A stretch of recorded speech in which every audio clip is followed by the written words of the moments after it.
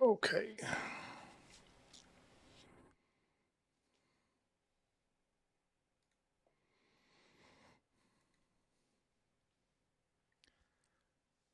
Hello, everybody. So I've had this job in my box for months, and the customer's getting upset. Don't blame her. This is a very difficult shape to get because if we look at the front view here, turn on shaded, it's straight, straight, straight, and then the halo is straight, straight, straight. But underneath it, we've got to match up with the finger rail. And then there's all these decorative elements. So they didn't put enough undergallery support in here to connect the the center triple stones to the halo. So all of these broke, and these custom cut sapphires all fell out. So I pretty much just need to rebuild it the same way it was before. And because these are custom cut sapphires, I gotta be accurate to the dimensions, otherwise it doesn't all go back together. So this is a really, really challenging. It's a challenging shape that I have to match up with like really close tolerances for everything to fit back. And yeah, but I had an idea last night. I don't know if it's going to work. This could be a complete shit show. But if it does work, I kind of want to record it and remember it later, and maybe you guys pick up a few things as we go. So basically, I tried to do this a number of different ways with, kind of a bezel profile. And the first way, and, I got the best shape out of a revolve blend, but it's way too difficult to control. I don't want it to be straight down like this. I want it to be. Oh, YouTube's telling me something.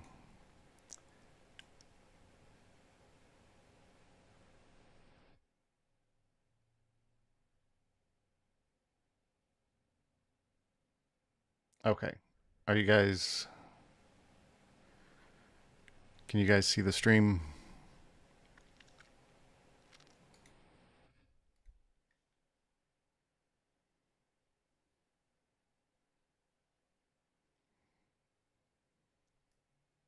Okay. I think I'm streaming. Can you tell me if I'm streaming? I just got a weird YouTube error message. Okay. Thank you. All right. So what I want is to have better control of this shape. So I have control over this this right here. If I look at my reference, you can see that there's. Oh, that's the other thing. If I turn this off, you can see that this gets thicker for some reason. It's thin over here, and it keeps getting thicker, and it's thick in the center. So I have to control that, which meant I was using an awful lot of profile curves to get that. So using a revolve with blends in between, that wasn't giving me a great. And then I tried sweep 2. And oh boy, I had to use even more profiles of various shapes and then control the 2 rails. And you can see it's not flat across the top and it's not flat across the bottom. Like sweep 2 just became so frustrating that I bailed after a couple hours trying to get this to work. Like sweep 2 was just not going to work. And so I started to realize that a profile isn't going to work and that I need to come up with another way to do this. And, the easiest way would be to build this flat and then put it into place where it bends that, bends that, bends that, and then kind of goes to match up the finger rail.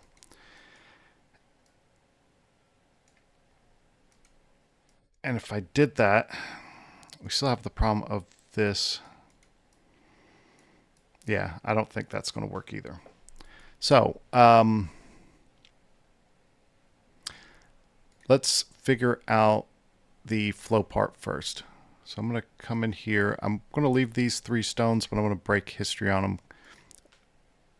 So right now they're tied to these guys, these little 1x1s. If I move that, those stones move. I'm using these little 1x1s as kind of like mobile seaplanes. So I can flow rigid from here to there, and I flow this little square into space, so I can edit things flat and then put them into space where they need to be. I've also got a bunch of scripts that I'm starting to write that will take these little 1x1 squares and do stuff like mirror. So this stone that's mirrored, if I ask what its parents are, well, I used that one, but I could have used, I'll just delete it and show you. Oh, delete it. Take this. I'm going to go to my little mirror script here and tell it where do I want it to go. Blocks do not preview very well, so it's this one. Okay, so now if I move this over, then that mirror moves. These are little mobile construction planes. I can do everything off of there, and then grab the whole thing and move it, and I'm not breaking my mirrors. I'm not breaking the center of a polar array, the center.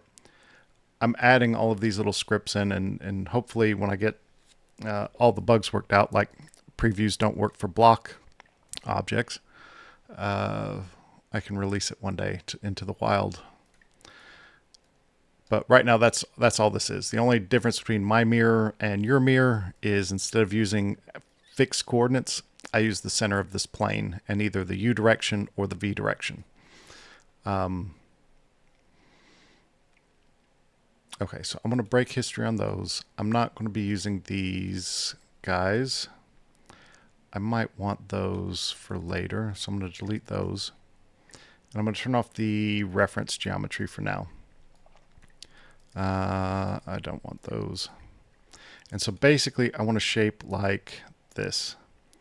I want to take that to there,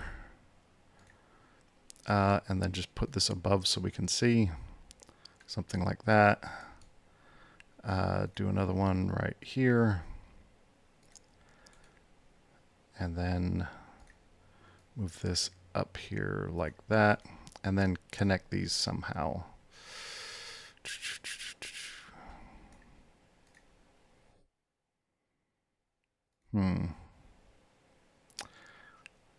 I wonder if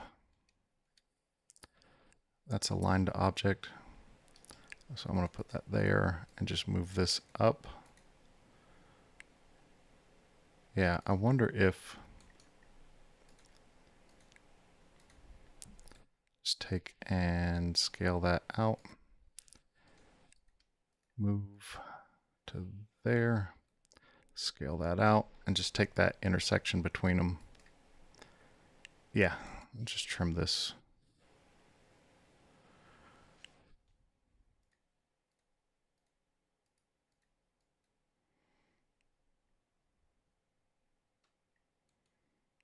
I'm just going to scale to this up above. And this probably needs to come out because, let me look at my reference here. This halo comes to here, so I'm going to want this to come out to here. And then let's take and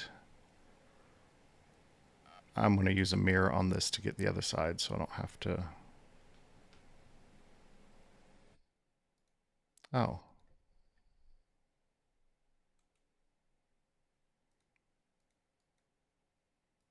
Yeah. That,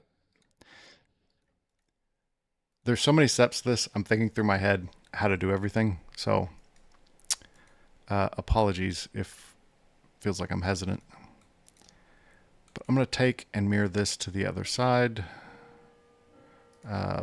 Just use regular mirror because this is never going to move. and I'm going to use a join copy on this. So what join copy does is it takes those individual curve segments and turns it into a single curve. Okay, so there's my join copy curve.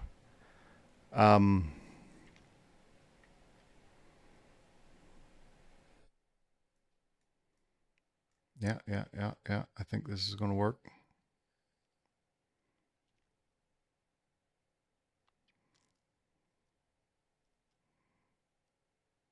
Yep. Okay. I'm going to put this on, let's see.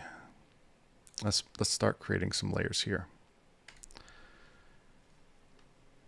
I'm going to call this head flow.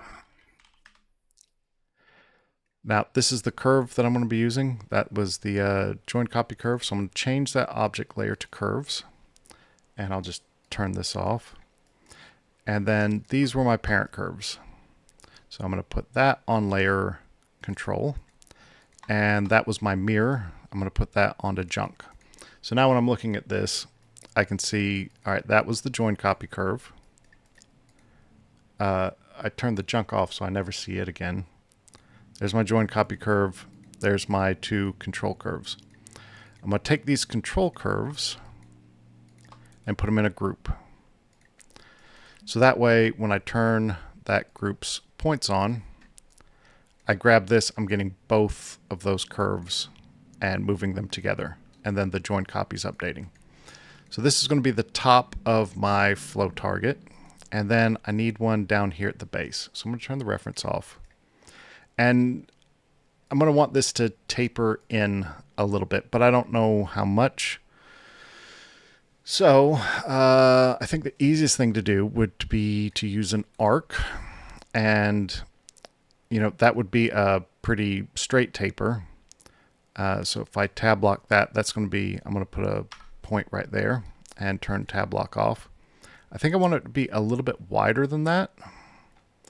So let's go from there to there. And turn the finger rail off. Okay, so I'm going to take that and do the same thing I just did. I'm going to mirror it to the other side, take both of these, call join copy. Then I take the join copy, I put it onto curves, and it helps to turn off these layers so you know that that one's going on junk, that one's going on control, and then you can turn it all back on. Oop. Oh, did I show you? Yeah, I showed you all the bad ones. So let's go ahead and get rid of this. Lock off and just go ahead and delete that layer. No, I need, I want to keep this.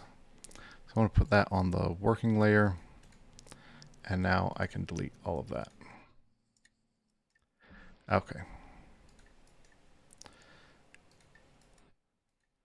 So now I've got these two. Okay.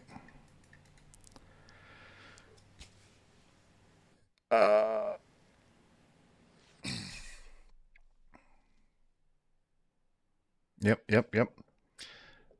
And I want a good flow surface between these two. So I'm going to turn off the control. So I just have these curves. And if I were just to rebuild this and say, I want this to have, you know, be degree 2 or 3, whatever, and have, I don't care how many points. When we get in these corners, it's going to get weird, right? So I'm not going to do that. I'm not going to rebuild, which you can rebuild without deleting input and have like a child of join copy. And that's very useful sometimes, but I'm not going to do that. What I want is these control points to all be on the line and then turn and all be on this line and then turn and all be on this line. But for the base, I want all the control points to follow around, and I want them to be equally spaced because this is a flow target. And flow targets, you want nice even spacing between your ISO curves. So what I will do is put down a curve here. This will be a sacrificial curve. And then I'll take another one, put it right on top. And I'm going to move this down just so it's clear. But let's think about how many control points I need. I probably want like, I don't know, Let's see. Let's do like I'm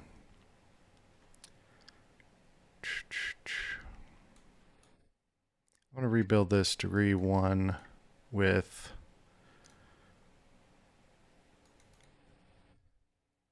I'm just going to take a stab and say 15. Okay.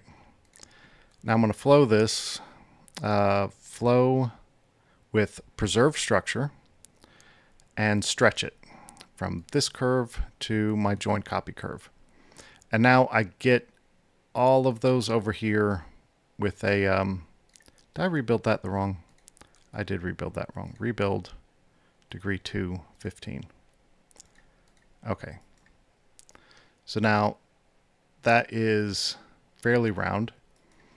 And then I'm going to do the same thing, flow, preserve structure, stretch from here to here. Okay, now all of these control points are on the line. Wherever this curve happens to be, which I can adjust it by taking this and moving that over. Oh, I don't have locked children on, and I don't want to accidentally break history because there's going to be a lot of history on this. And now all we have to do is take this this curve and just stack it on top of this one. And so we're going to have a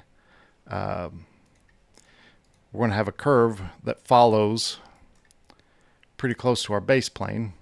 And up here, where we have uniform spacing, so when we go to loft these two, I'm going to go to loft, take this, and tell it, well, loose, normal, doesn't matter. We don't have any in between. And you can see that almost, but not great.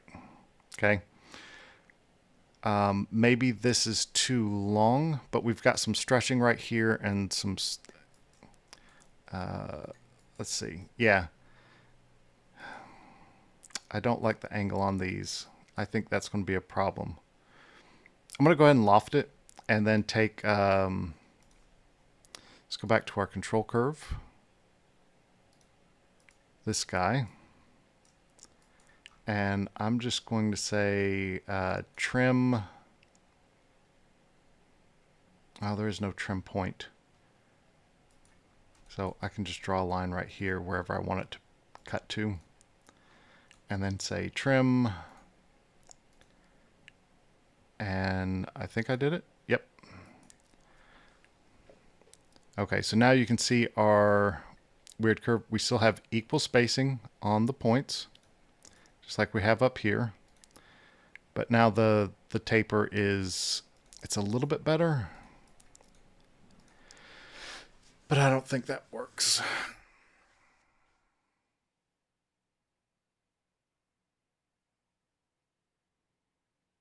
I want more control. This is the problem I had with the revolve with the blend surf between them. I want more control over where those angles happen, and I'm not getting it with this.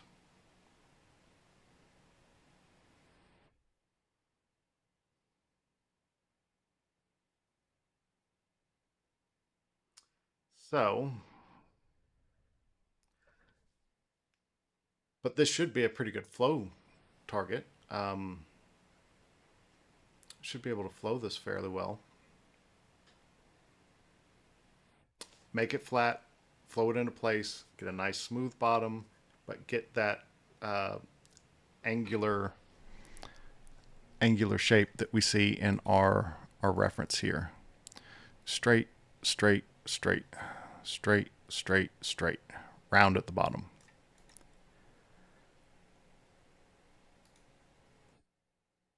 I just need to, I want a little bit of stretching over here and a little bit of shrinking right through here. So I didn't want to have to do this, but let's do it. Take and delete that. This one's good. I'm comfortable with this one. Do I want to undo back to before I trim that? Probably yes. So I'm going to undo before that trim and then delete that. Turn off my control and get rid of this flow curve.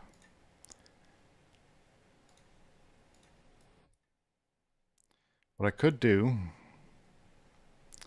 is extrude this, which I'm going to use the extrude command instead of the gumball so it doesn't flip. And I just need, you know, something like 0.5 millimeter. Both sides is fine. All right, so when we use flow curve works pretty much in linear space. You know, it when you stretch something from, you know, 1 millimeter to 10 millimeter, if the gaps were 1/4 millimeter, well, now they're going to be 2.5 millimeter. It's linear. When you use flow surf, you're working in domain space. So I'm going to move our curve down so I can work with this, and I'm going to do the same extrude on it. Extrude,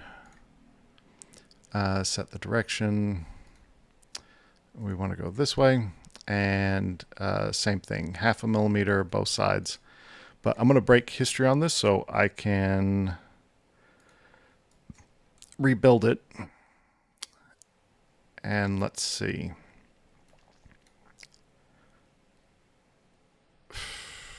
I can never tell. Let's try that and just see. Nope, we went the wrong way. So rebuild it. This 4, this 2. They use, I can never remember the color scheme here because they've got green and red instead of my normal UV colors. But on the 4, we want to make that degree 2. Okay. And now I'm going to flow this. I'm going to do flow surface preserve.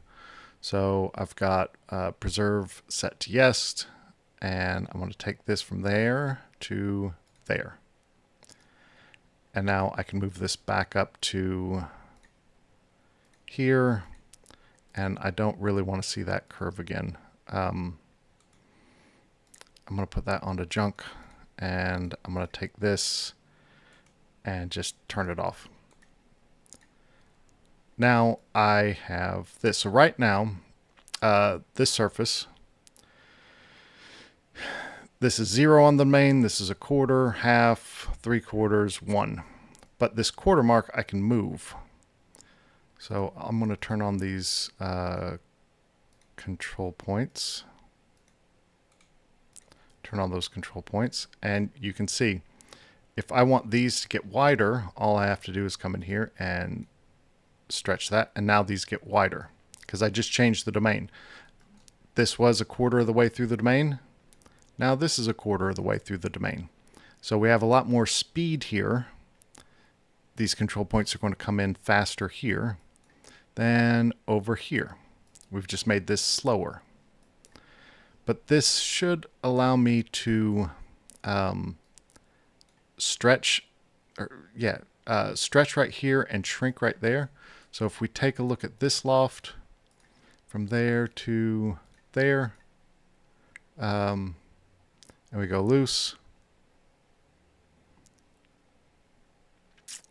something's wrong.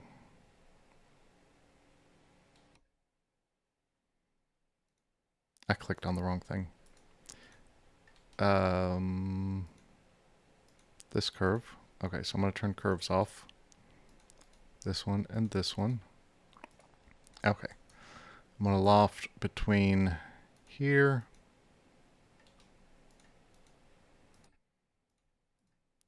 Loft between there and there. I'm going to say loose.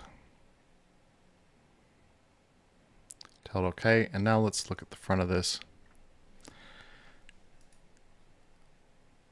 Okay, I think we need a little bit more.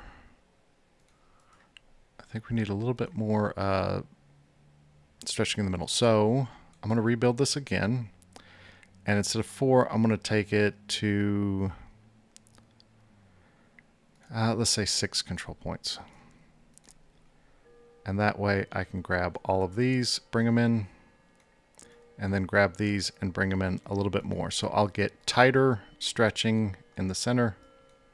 Oh, I and I'm doing it backwards. We bring this in more,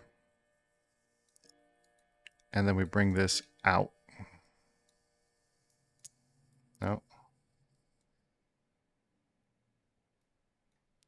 But I'm looking over here at this shape to see how this is looking.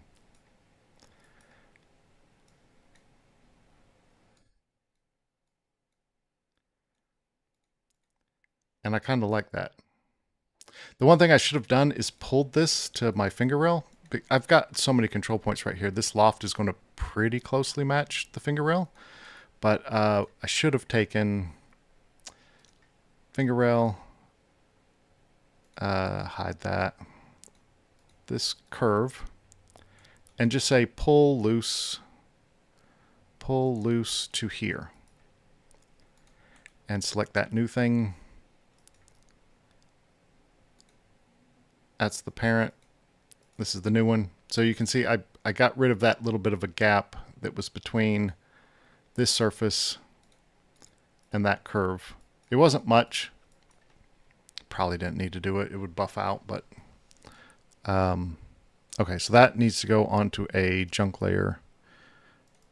And this is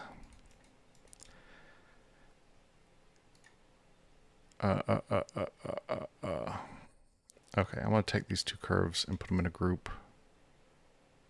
No. I'm just going to go ahead and put them on head flow curves. And then this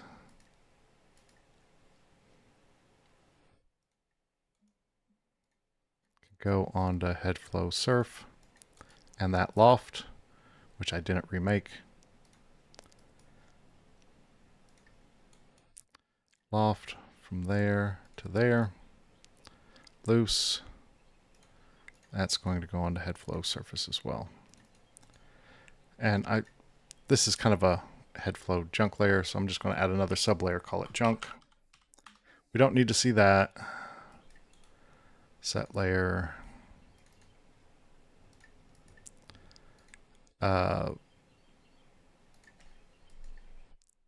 This can go onto that junk layer as well.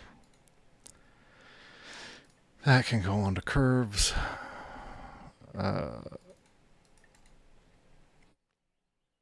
And there we go. Oop. Now over here, I'm just going to try, well, let's see. This should be a very easy smash because it's flat in two directions and curved in one. So this should make a perfect smash, but I want to work with it. This doesn't give me anything. I want to work with it flat. So I'm going to delete that. Let's just try create UV. And we're going to rotate this to there. And then I want to build it like this.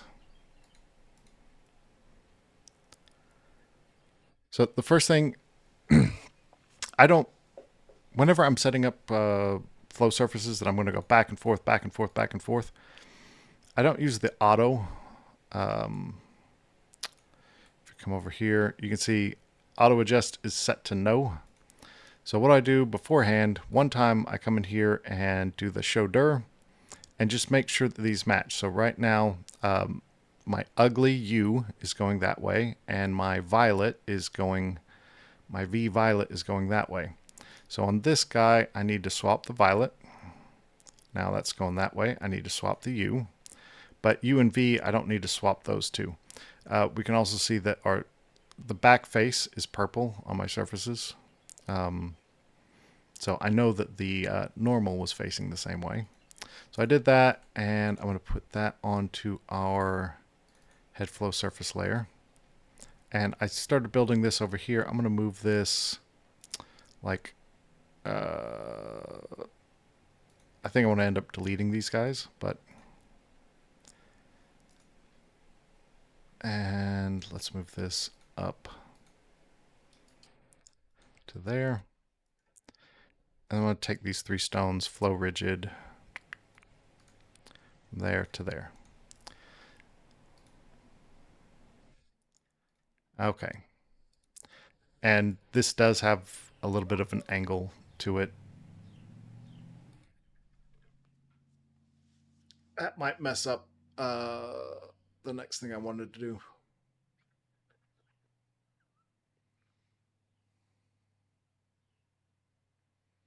Yeah, that's going to mess up the next thing I wanted to do.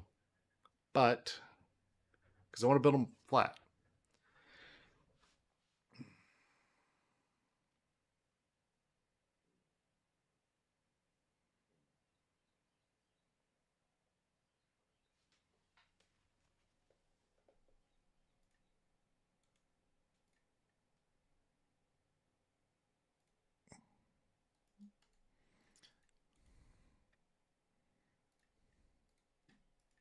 So here's what I'm going to do. I'm just going to move this from there to there.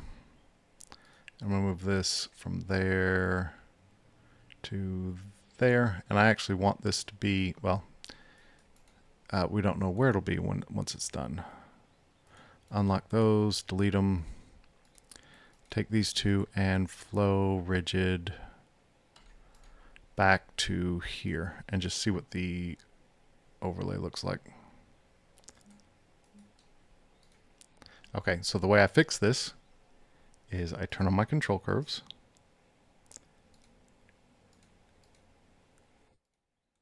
Turn these points on and just take and bump this down.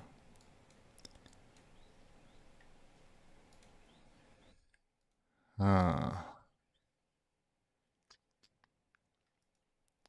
need more control points on this guy.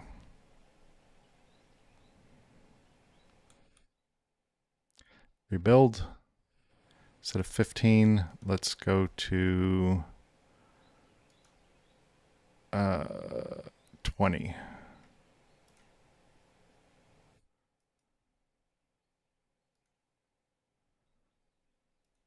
What? Nothing changed? Oh, it changed a little bit.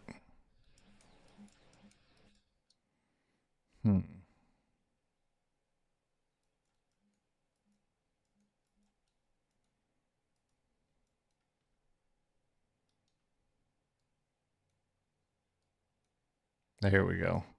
Okay, this is getting it to be that angle, and then this can come down.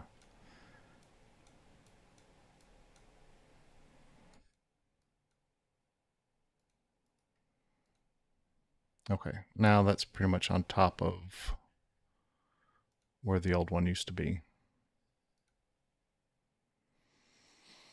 Will that work? This is making me nervous.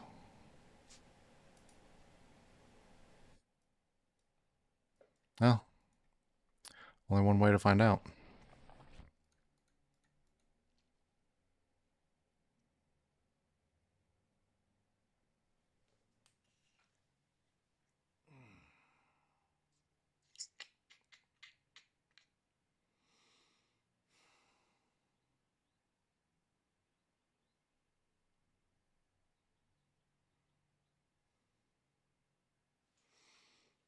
Think through this next part.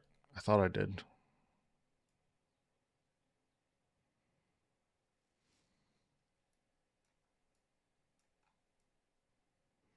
Well, let's just see. Quick and dirty test. We're just going to put in a circle. Make it match the girdle.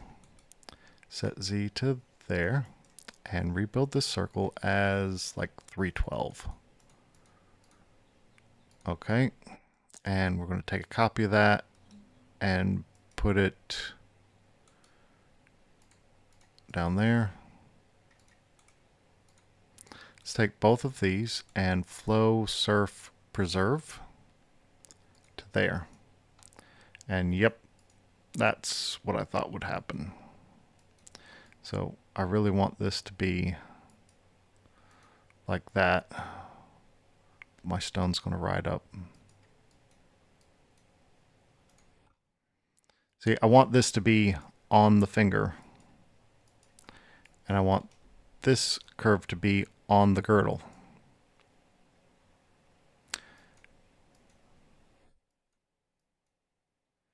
So I really need this to be between those two stones. That curve is... this is close enough to flat for what I'm doing. Because as you move... Let's see. Where can I get the other one? Yeah, because as you move this up, it needs to be flat across the top. It's going to get more and more flat as it goes up. And then it does need to... This will give us a very natural blend into the next one, which also needs to be flat. So over here, and you can see how it's going to just make that fairly flat, making a nice blend over to the next one. And that's going to give me this. And if I want this to be tighter, all I have to do is increase the number of control points on this guy.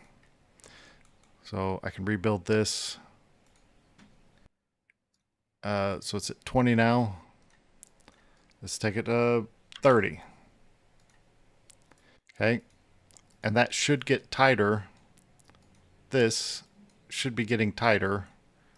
And I could add some more control points to this to get it to be tighter as well. But that's the point of doing this long setup to get this flow surface.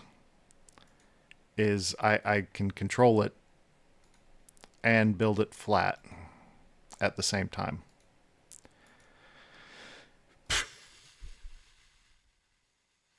Okay.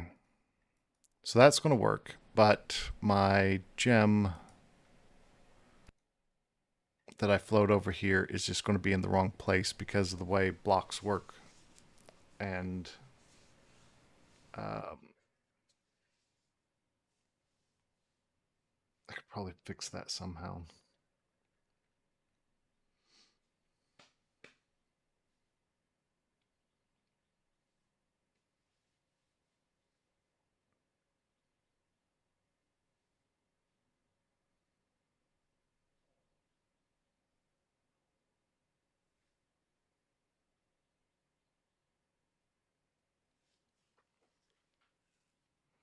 This is a lot of setup, but it actually... I don't normally do setups like this. When do we ever have flat, flat, flat? It's always like some kind of a dome. But, once we get the setup done, it's going to be really, really easy because this shape's easy to make all flat,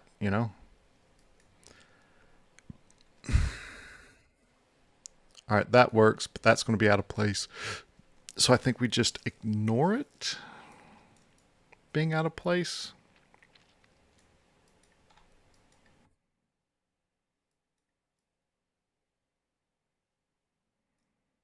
Yeah, I think we just ignore it being out of place.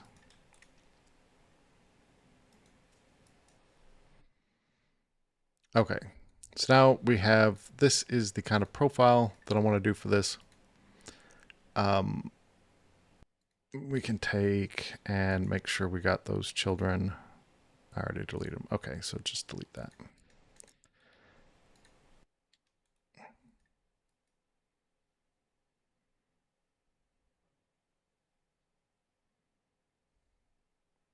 You know what? I don't even need these guys. What if... Okay, I'm just going to take and delete that. What if we just took a circle and put that over there? Because flowing a circle rigid would work.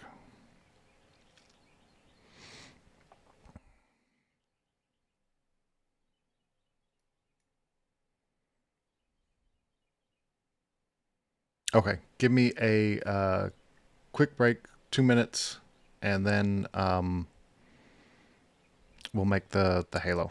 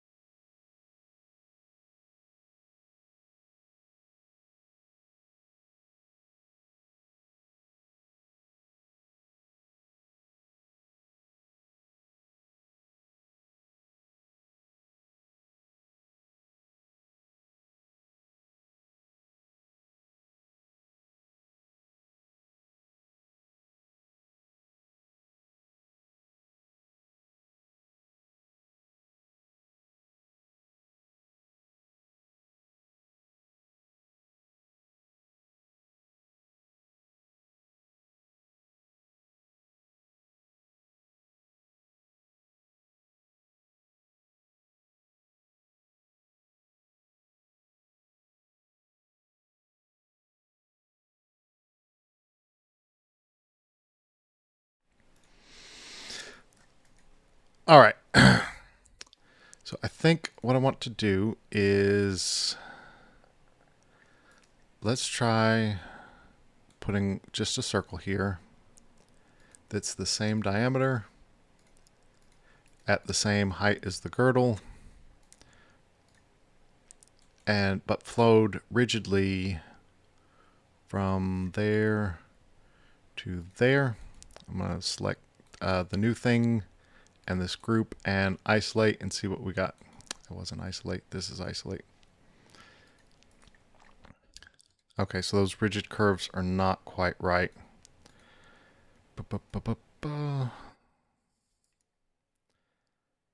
But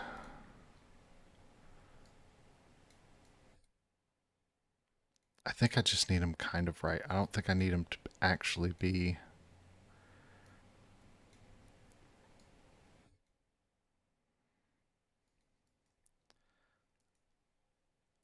I think that's going to be close enough.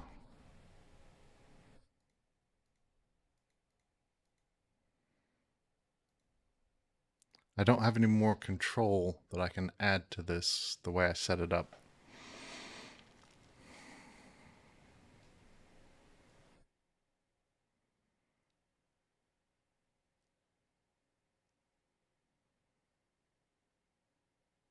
Yeah, I don't have any more control I can add to it.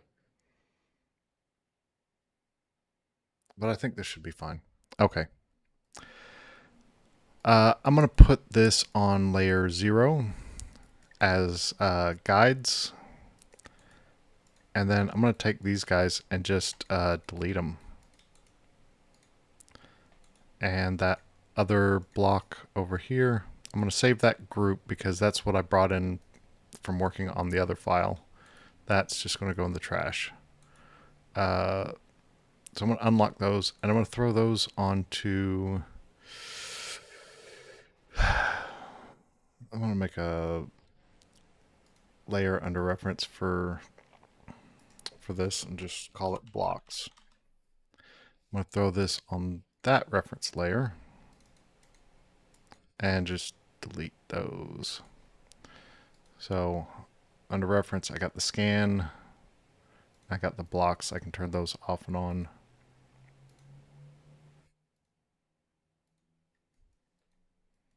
But I can't bump them because this is where these stones need to go. Okay. So the spacing on this, it goes tight. It gets a little fat in here in between. Then it's, and if I wasn't constrained by having custom cut sapphires that need to go back into the same width of channel that they came out of, I just make this all a uniform surface. But if I change this thickness, I bring that in, and then all of a sudden those custom cut sapphires that are girdle to girdle in this channel, it changes the shape of them. So I really am tied to like following this unless I want to send it off to get new stones cut. And I don't want to. I've already had this for way too long. I don't want to add another 3 weeks. So I need to vary this. And the same trick I just showed you for this and how I'm stretching and thinning these points with this guy. This isn't a junk layer. It really should be, I'm going to call it base and make it a little bit darker.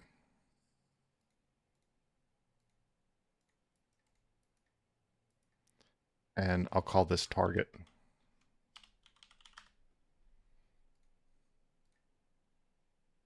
Hopefully I won't need to change these anymore now that they're set up, but if I do, I've got my base and my target. This is the other base.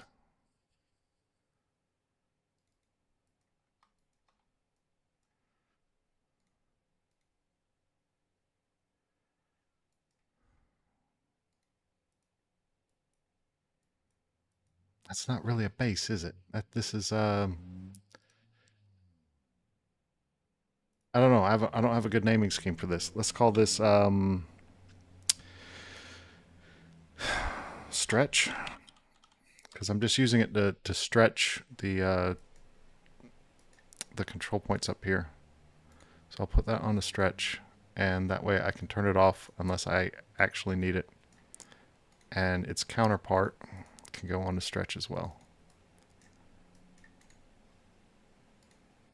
Okay, it's there if I need it. I probably won't. What is still on? Oh, these guys. I'm going to keep that around for just a minute, and then this is all stuff I brought in from the old file. I'm going to keep that on for a minute, and then get rid of it. So what we need over here is a curve that defines our girdles and where we want this point to be.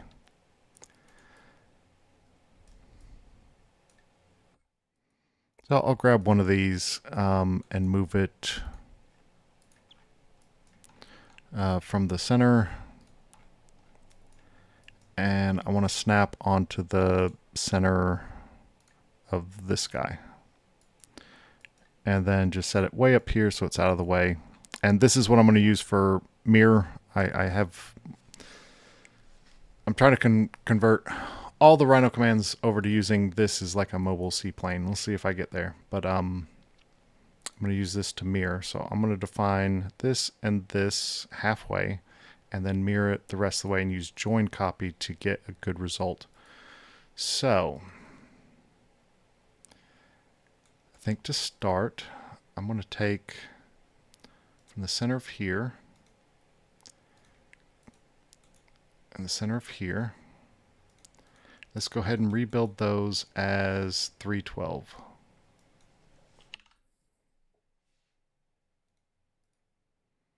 Okay. Leave those points on.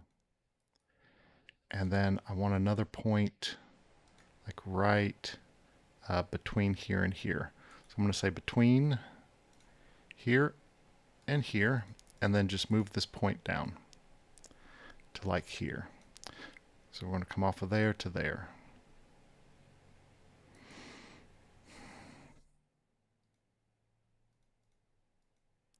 What does this look like if we rebuild it with 16?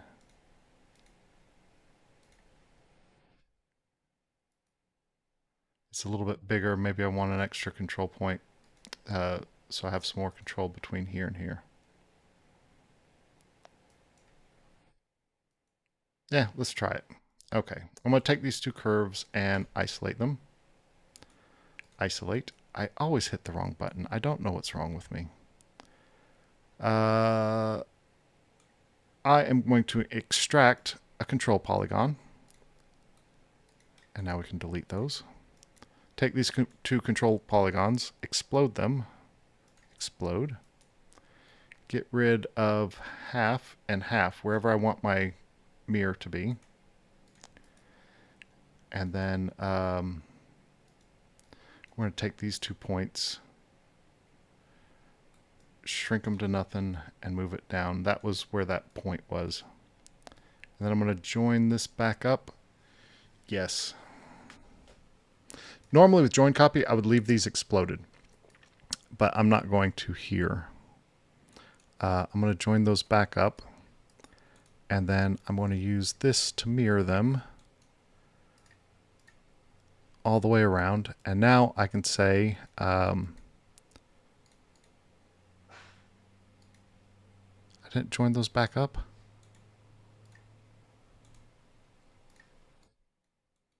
Join. Okay. Now do my mirror. Okay. And my mirror just grabs the last of them and groups it into a group. So now I'm going to take this and do join copy. And now I've got this curve. And I can say curve through polyline.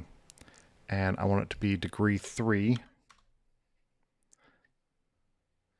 Do I want it to be degree 3? I think so. Yeah, I do want it to be degree 3.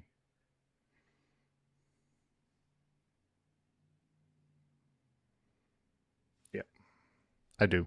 Um,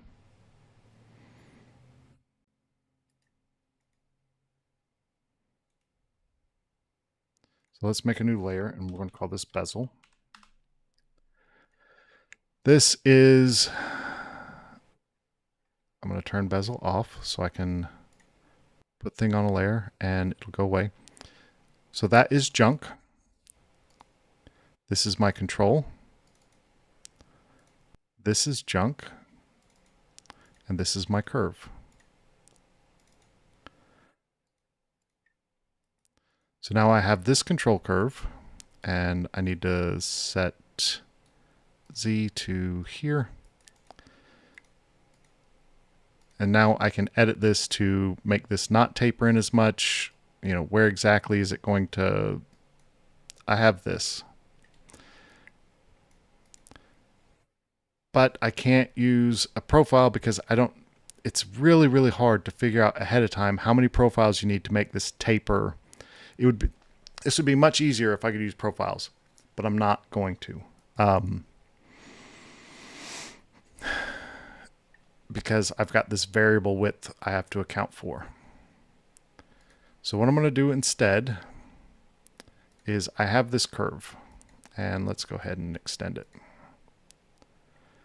I'm going to take this control, and I'm going to say flow preserve with stretch.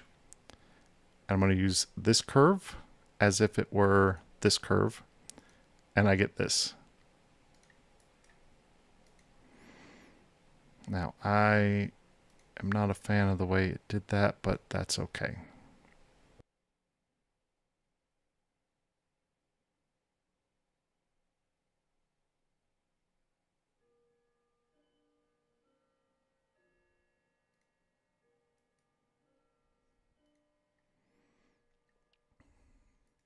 All right, now I'm going to come over here and I'm going to make a surface that goes like this.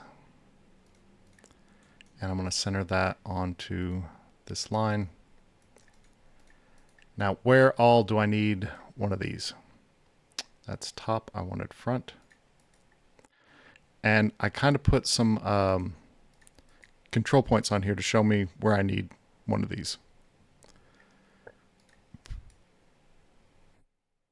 Why can I not see this from the front? There it is.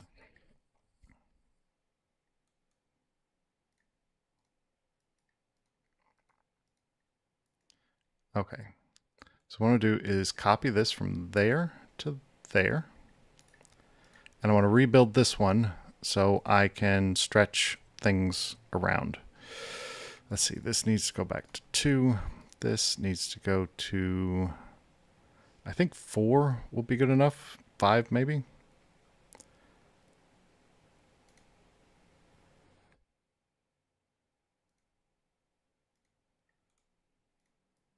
So now I can stretch this. So when I flow this with preserve, flow preserve, you can see that this has been stretched down to here.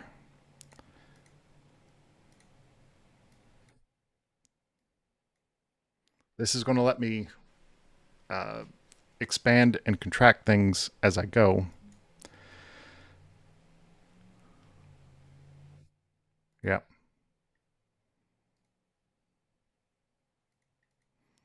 Okay. So now I can grab this, copy. Well, let's figure out our layers here.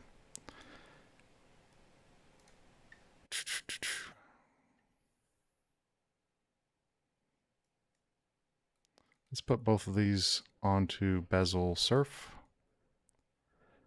And then, yeah.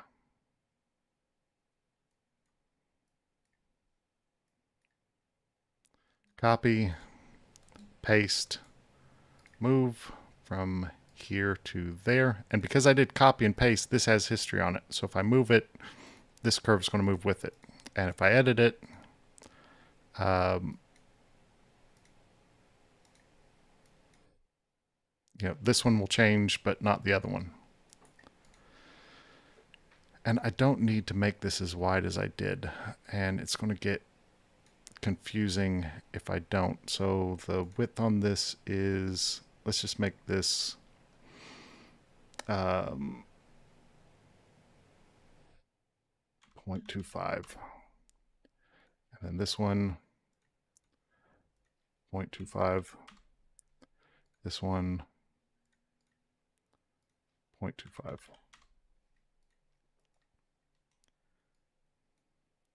Copy, paste, move this from there to there, paste, move this from there to there, paste,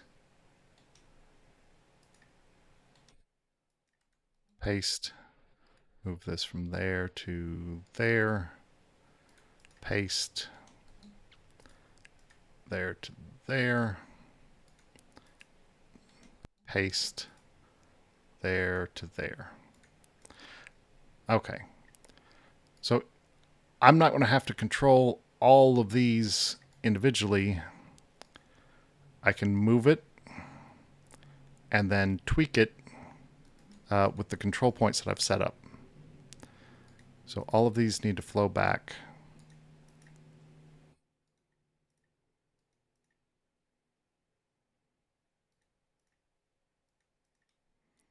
So I'm going to flow, preserve, stretch from here, and click on the same spot of the curve over there. And so now I've got all of these guys. Take them. Something doesn't look right. Where's this guy? Select children.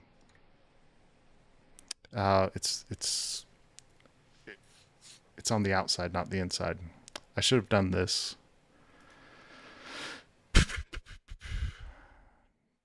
Dang it. It's flowing in reverse.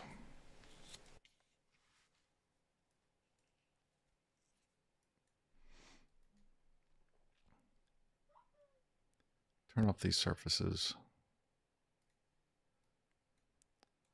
Can I get lucky?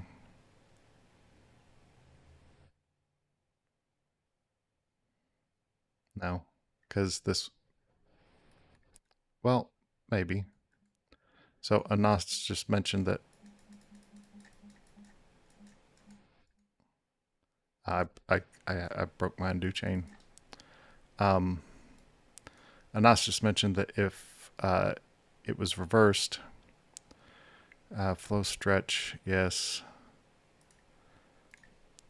Go from there to there. Take my original control curve and flip it. Would it flip everything? And that's what it's going to end up doing.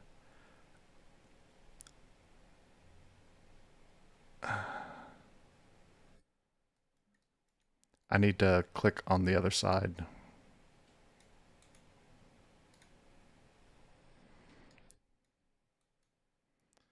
So I'm going to flow, preserve with stretch. And instead of clicking on this side, I'm going to click on this side.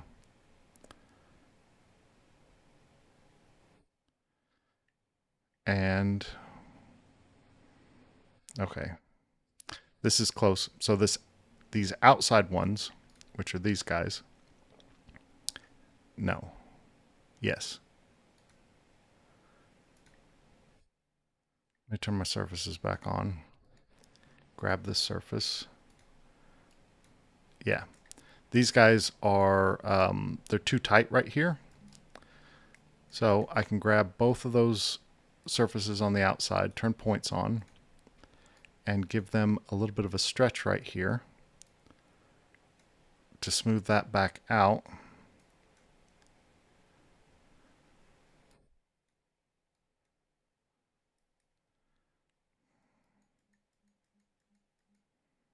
Oh, I was so hopeful.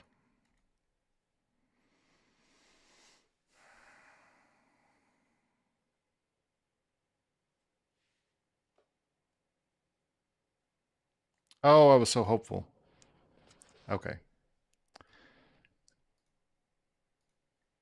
let's do this. Let's take these two surfaces and rebuild them.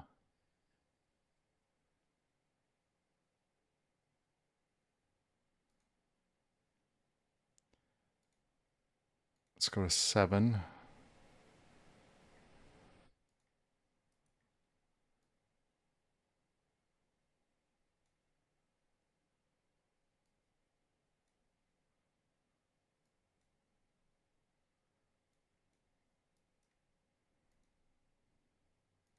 It's just too much right here in the corner, these three.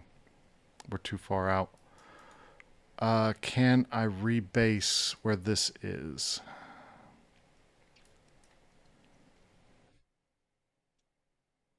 If I were to scale 2D this out, can't do 2D because it's not a 2D stretch. I would need to offset it.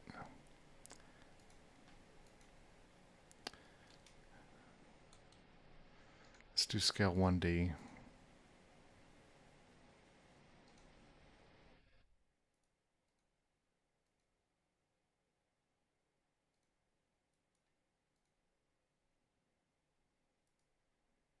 And then move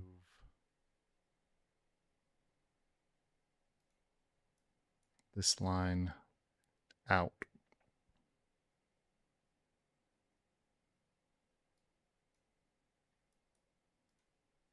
This has to come with it. This surface and this, move it out.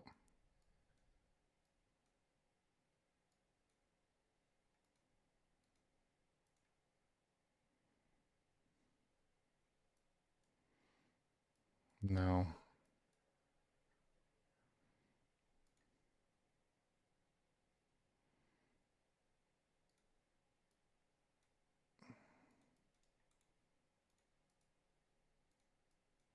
This is be just really painful to edit anyway, because I would need to get the girdle profile, which is right here now.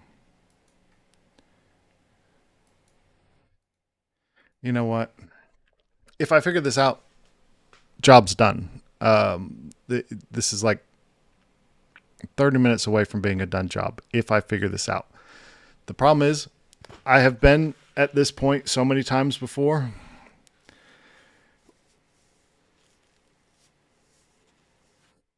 And how long does it take to figure this part out? I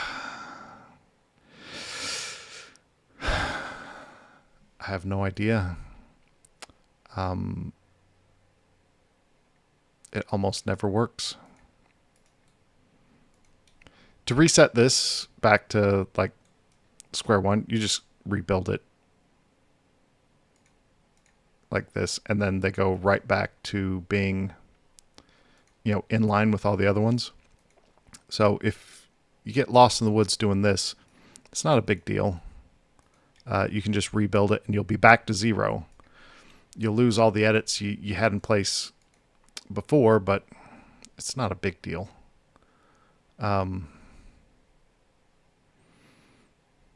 Okay, let's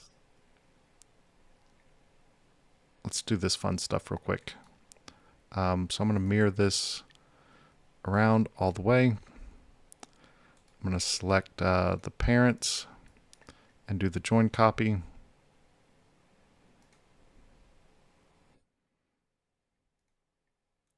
Select those new objects. These are my join copies. I'll put them in a group and then do a control point curve, and go back to this being a degree 3.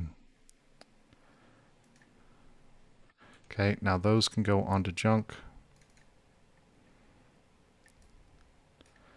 And then these that normally would be controls, those can go onto junk. So I've got one control that's changing all these. And then this group can go onto junk as well. And now these are my curves. And a better name for this would be bezel cage.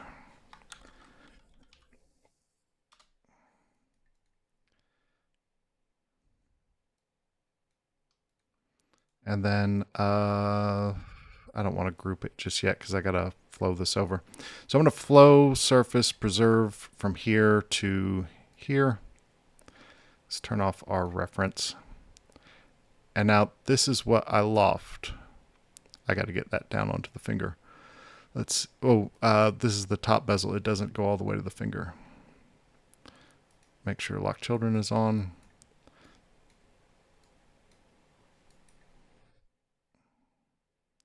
Then we just loft this. Oop.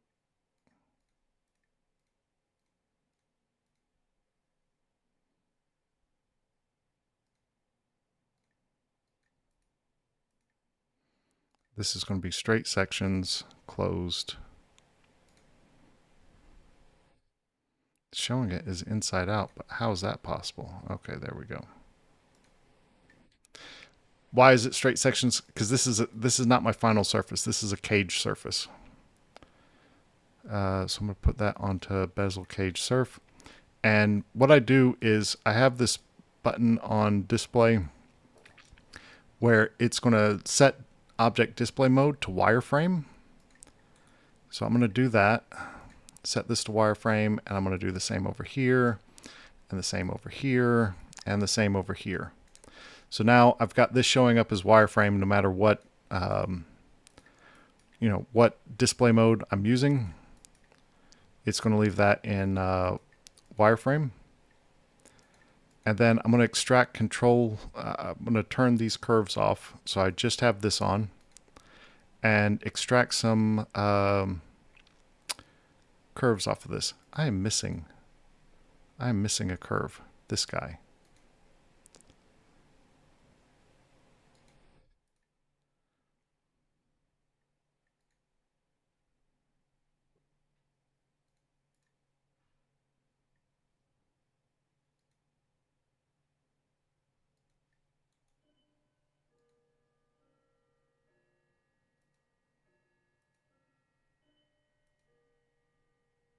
I'm not missing it. It is over here. Then I'm missing a different one. I'm missing this guy.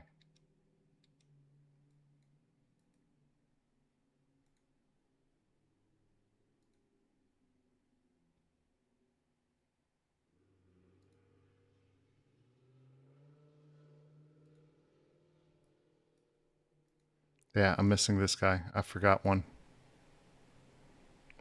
Doggone it. Well, if I have everything on, this cage is trash. But if I have everything on, I can just grab this guy and select all of its children. Copy, paste, and then move him from there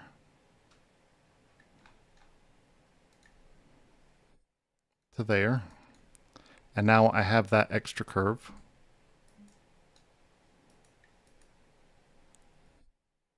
Did I move him?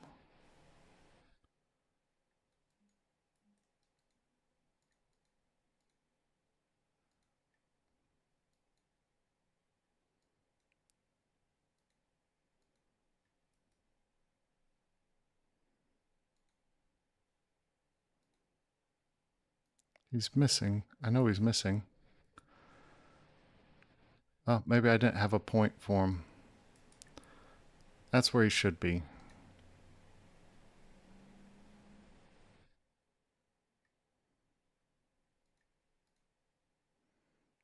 Boom, boom, boom. Okay. I didn't draw enough points over here. Just repeat this.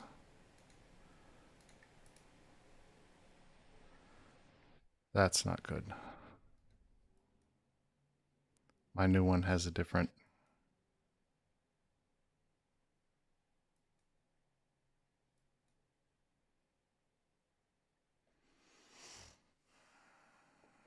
Why would that be? So this is something that was fixed in Rhino 8 that was a constant problem in Rhino 7. One of the reasons I didn't do this anymore was that your seams would change.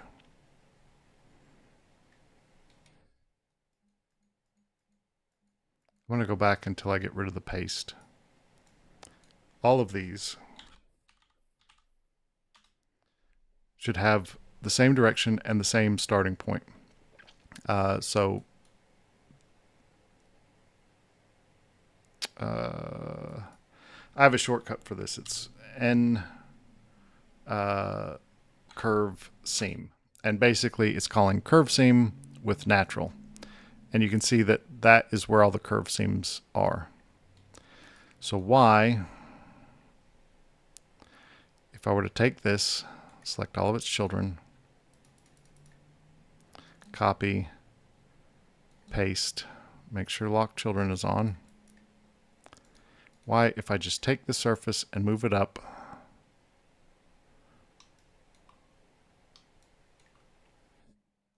and do N curve, not show dir, because it doesn't show starting point. Okay, now they're all lined up. I don't know what happened, but this is a bug fix with join copy that's in V8. Don't attempt this whole cage thing in V7. Join copy will move the seam on you as you edit. So you get everything nice and lined up and you're about done, and then you'll have a seam flip. Drives you mad. But Miko fixed this for Rhino 8. Okay, now all of our seams are in the right place.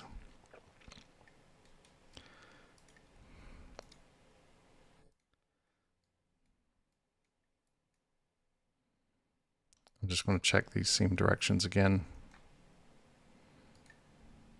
Okay, nothing flipped. All right, we can go back to our loft.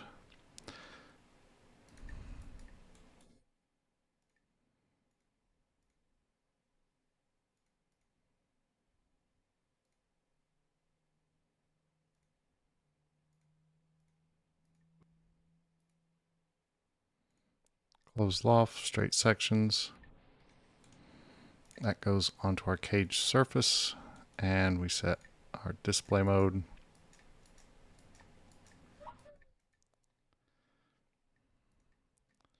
And these are kind of reversed.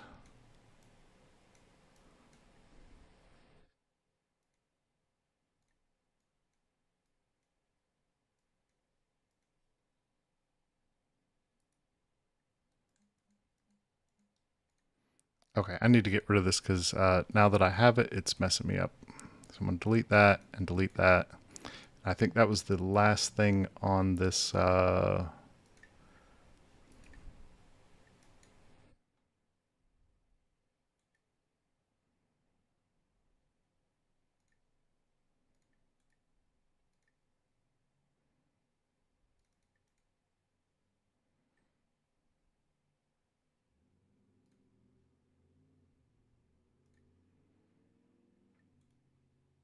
I don't know what's still left over there. I'm going to turn everything on. And then I'm going to select sublayer objects. What do I still have left? Oh, this curve. This curve needs to move over to our new bezel layer. Now I can get rid of that. All right, undo show everything.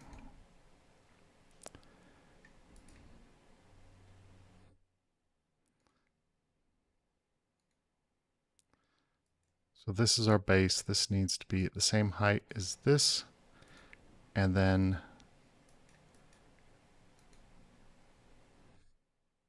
I am missing it again. No, this one needs to come out.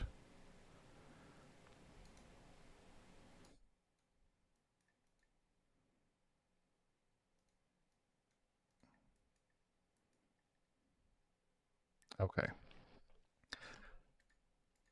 Let's turn all of this off so we just have this.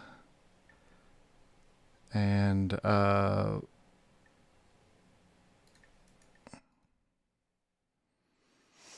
I'm going to extract ISO curves. I could use the same curves from over here, but it gets a little it can get a little confusing which ones are curves for the cage and which ones are curves for the new loft. So it's not that much extra history that we're going to import. So I'm just going to it's not that much extra history that we're creating, extracting an ISO curve. So I'm just going to do it again. Yeah, we can come off of here, and we want one there and there. And then we want off of here, we need there.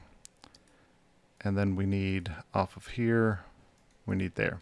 Okay, this is our straight seat for the stones. So I'm going to grab that curve, that curve, that curve, that curve. And it's inside out. So I'm going to reverse it. This curve, this curve, this curve, this curve. Still inside out. Why is it inside out?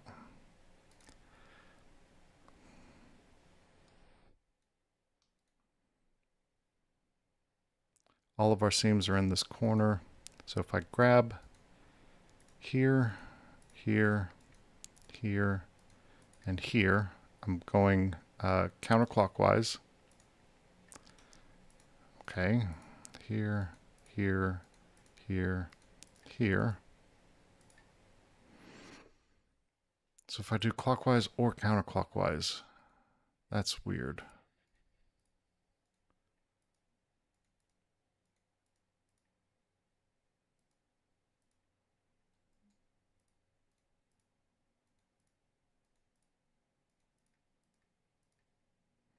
Okay, no matter which way I select, it's always going to give me an inverted surface. That shouldn't be the case.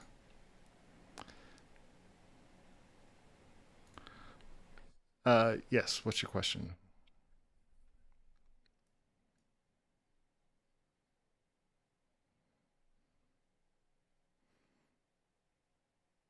Okay. So the question is, why do I care if this is inside or out? So right now I'm looking at the back face. In this case, it's not going to matter. Where it matters is when you're using something as a flow surface, as a target for a flow surface, you want your inside and outside to match. Especially, you want your inside and outside to match. But then when you're using flow curve with that as a target surface, end points, if end is pointing opposite than the C-plane, you're going to have to make everything upside down and flow it. So in this case, it's not going to matter, other than now that I started using this backface mode to see what are back faces and what aren't, it throws me off. Because when I put this onto, so I need a new layer structure for the bezel. So I've got bezel cage. This is going to be, I'm just going to call it bezel object. You know, when I put this onto this bezel object, the color is, it's always going to be purple. It's going to throw me. Does it matter? Probably not.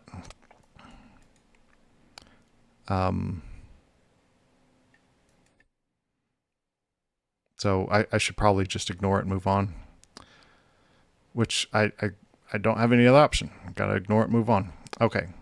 Now we need to, yeah, it's annoying, but it's not the end of the world. Okay. Now, the rest of this is going to be lofted loose. So I need to extract some more ISO curves from here. I want it to be kind of tight up here. So I might throw in, I'll throw in 2 there. Over here, I'm going to grab 3 from down here. I'll grab 1, 2, 3. And then over here, I'm just going to grab one there and 1 there. I think that should be enough. So I can turn the cage off.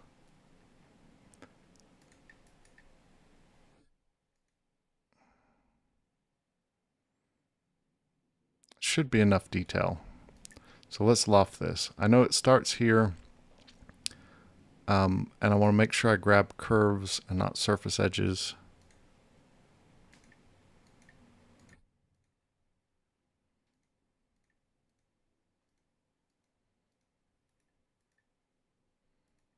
And then we're going to make this loose.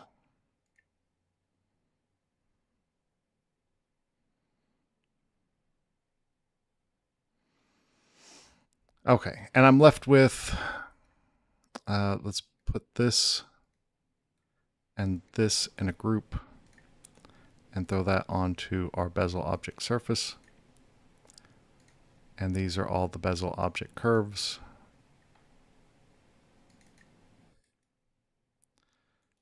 So now after all of that,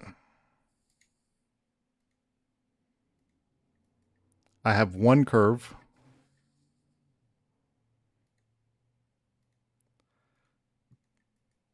that describes this whole shape. So if I move this, all of these curves are moving to update. And if I don't like the placement of them, I can do very quick adjustments over here. Like I can make this wider. I can make this shallower. And I can stretch or shrink these control points if I need to have more control through here. But hopefully my flow target surface will take care of that. So let's turn on our reference here. And take a look at it. Okay, so right now this is not where it needs to be at all. Why is it not where it needs to be at all?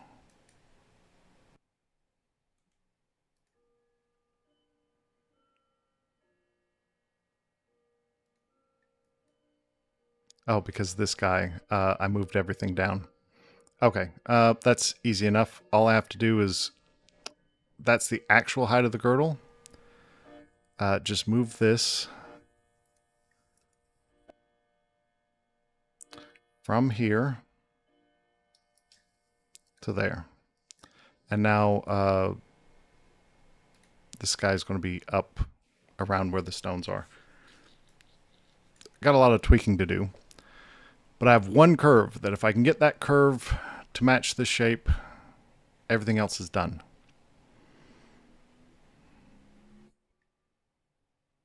Can I do that? Well, let's turn on these curves and grab just the one that describes the girdle. So that is this guy's child. So I'm going to select children.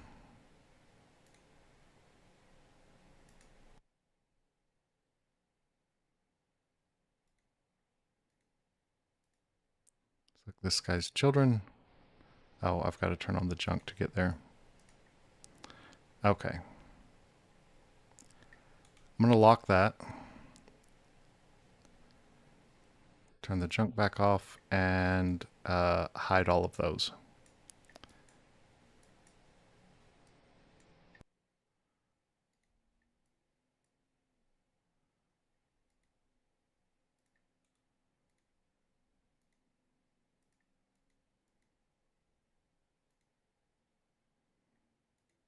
What the heck?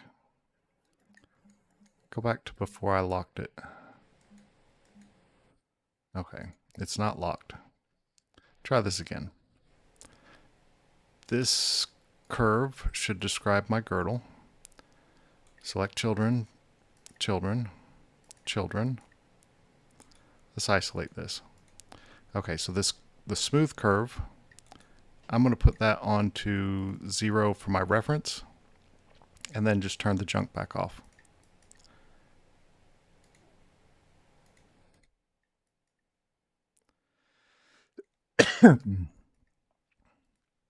Okay, now if I can edit this and get it to match these girdles, Bob's your uncle. Everything else is child's play at that point.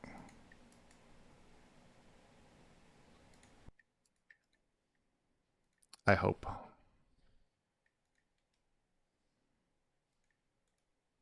Let's turn points on and just start point editing.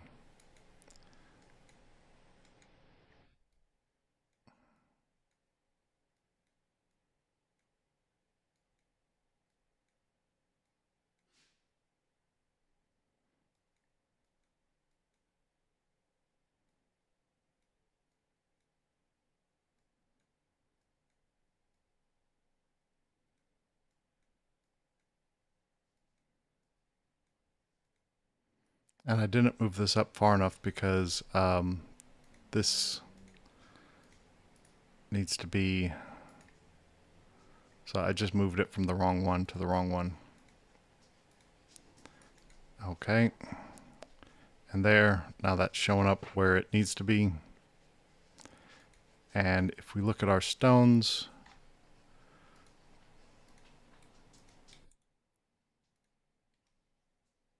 now you can see that this is matching the girdle.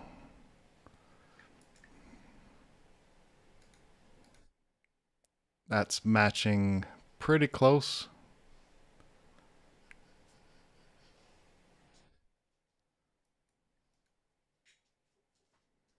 You know, I'm going to replace these blocks with, I'm going to replace these blocks with a different block so I can see the cutter. Replace blocks, select from block instance list, and I'm just going to use the thread set because it's got a cutter that comes up. So now I can see if it's following. So it's not tight enough right there. It's not tight enough right there. So I can watch over here while I edit over here. And yeah, you can see that it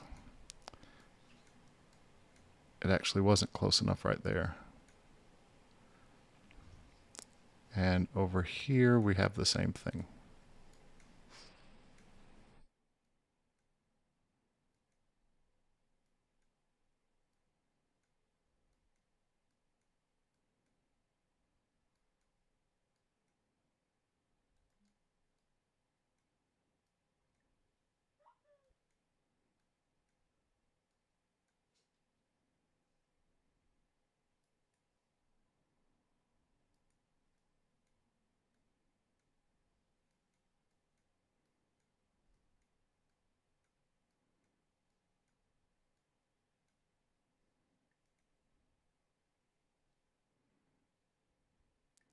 And I think this split is not quite centered when it gets over to here.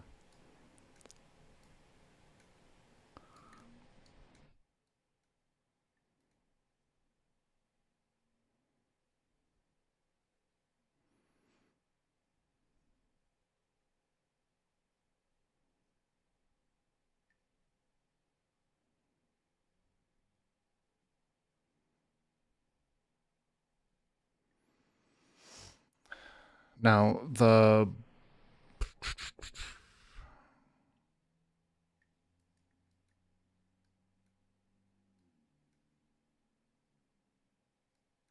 what I maybe should have done, I'm going to insert a control point here and then set these both at the same Y.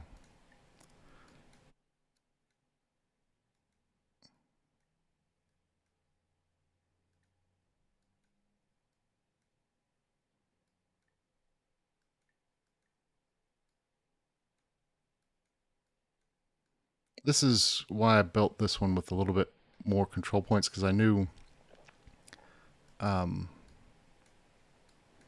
of had a feeling this would be an issue.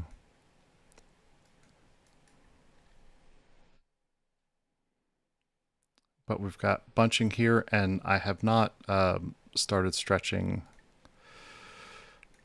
these guys yet. So hopefully I can stretch them and bring this out, or make this looser.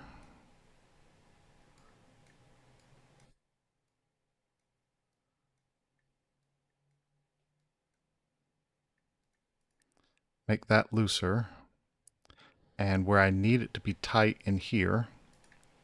So if we're looking at this, that would be, so this is the outside, This is the inside. So if I want to make... Oh, this is confusing to look at.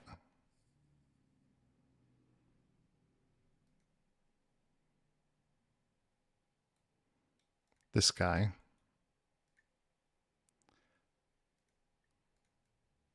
I can grab these points, bring them together, and that will sharpen that up.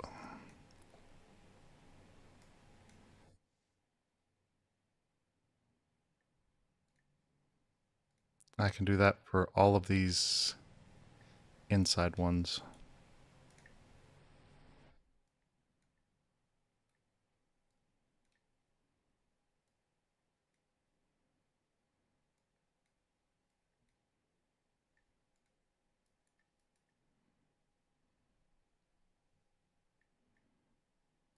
Okay, so it's stretching.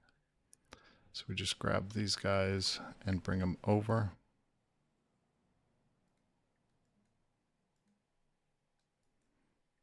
I know what I need to do.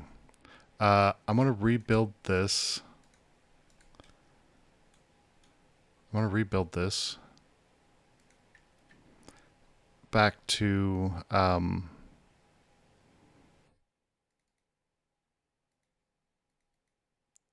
going to make it 2, 3. Okay, so I just undid all that stuff. This is now back to smooth. And what I can do is insert a knot. So instead of adding a control point, I'm going to insert a knot right in the middle of there. And you can see how it moved all that back. And then I'm going to use midpoint to get one on this side and this side. I just added control points without changing the shape at all. So if I undo this, this shape did not change as I added control points exactly where I wanted them and nowhere else. And I'll do the same for this one. Insert knot. I have midpoints on. I want one right there. And now turn midpoint on and go on each side of it. And this one between those points, and now midpoints.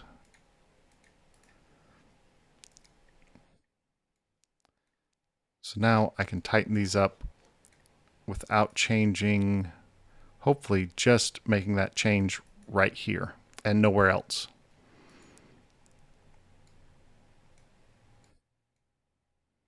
There, that's working better.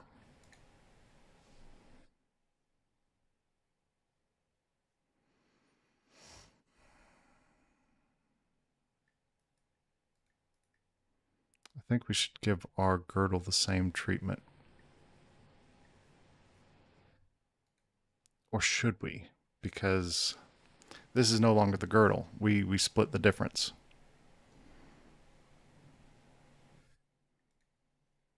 So yeah, let's do the same thing for our girdles, these two. Rebuild those as 3, 2. And then insert knot.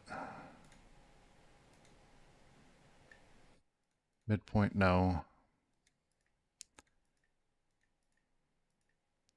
Midpoint, yes.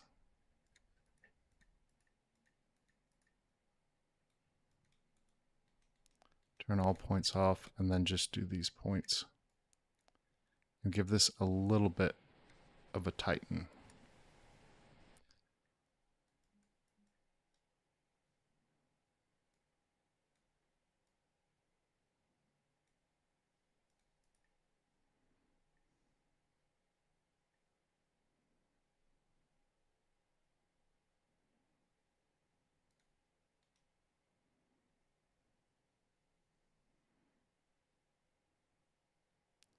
All right, that's the best looking shape I've gotten so far. Ton of setup work, but now everything else should be pretty free. So let's turn our scan back on. And this needs to come out. So this is that outside shape.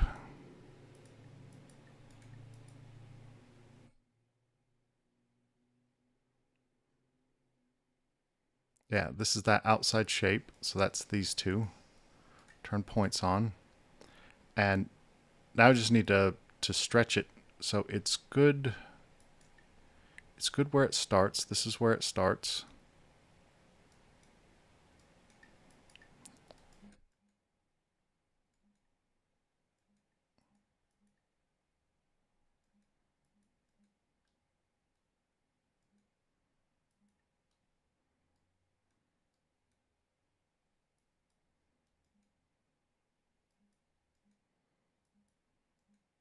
That's this one. Okay. I need to... That one's already wide enough. So if we look where it's overlaying, that's already wide enough.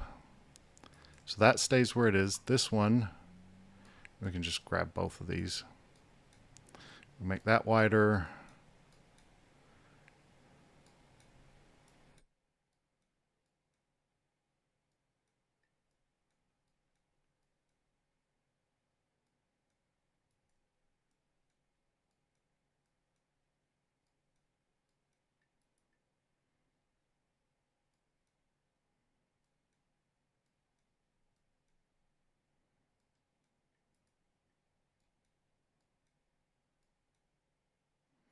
Now we're starting to bunch.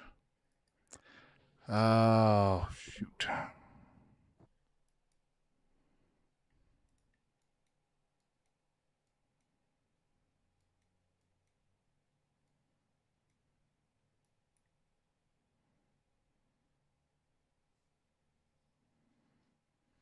We're just bunching right here, which I should have addressed before I did all this. Okay.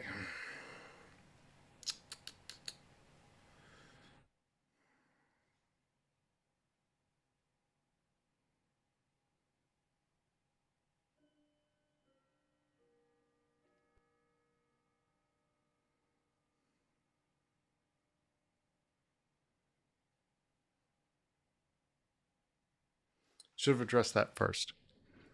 Let's... But I kind of have an idea for the general shape of it now, which is good. So I need to be able to expand and contract that. And then I need to have...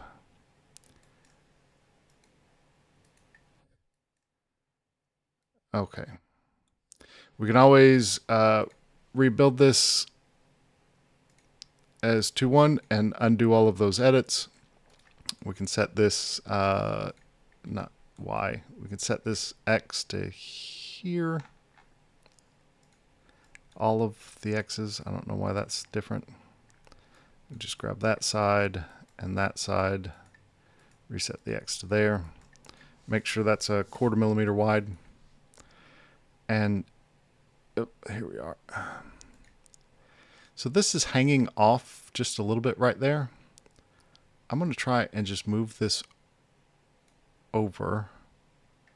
And actually, if I grab all of these surfaces at the same time, so bezel surface, select objects. Okay, and we just drag them all over. The curves didn't move, so our bezel didn't change, but now they're all sitting on top of the flow surface. Might be useful here in a second. So let's take these two and give them that same, you know what? I think it would be easier.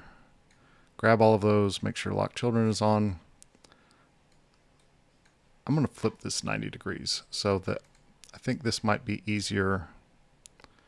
See, nothing actually changed, even though all that history just reran and updated 277 objects. Nothing actually changed. So, but I think this will be more comfortable to edit with. Okay. Let's take this one and go to insert knot and midpoint off. Oh, I need to rebuild these as degree 2. I didn't like that they were degree 1 last time. So make that 2, 3. Okay. There we go. Now insert knot Midpoint is off. I'm going to snap there. And do the bottom one. See this one? Snap there.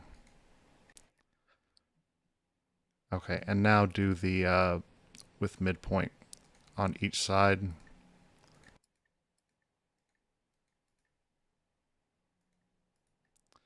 I wonder why it did. Maybe I didn't get the exact same spot for the midpoints.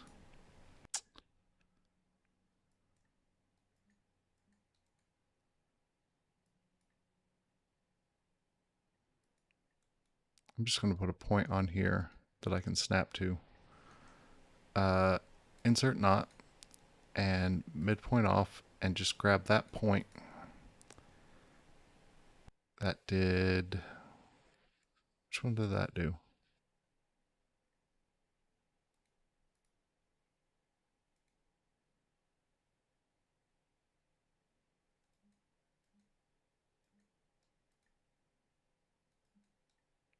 Okay, I didn't undo it all the way.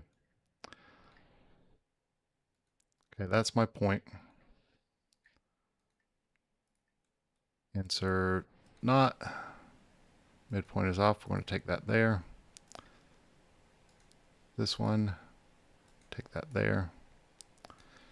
So now these points should be on top of each other. Oops.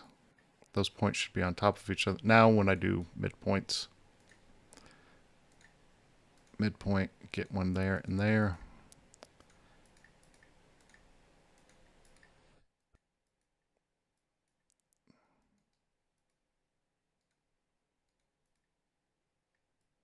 They're still not on top of each other. That is odd.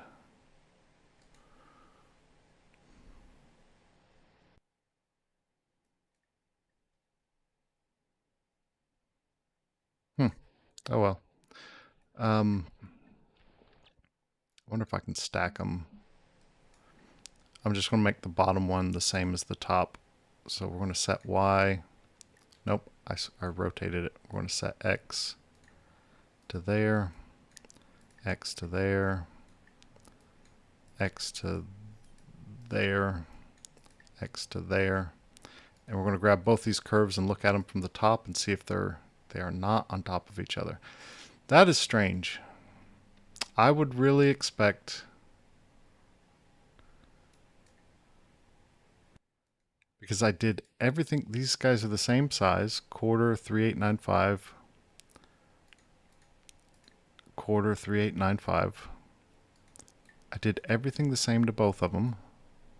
Rebuild 3.2.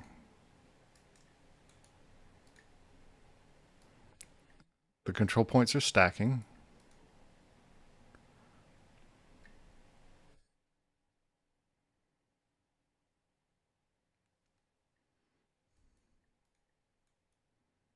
Let me try insert knot with control with midpoint on the whole time. We'll just put 2 in.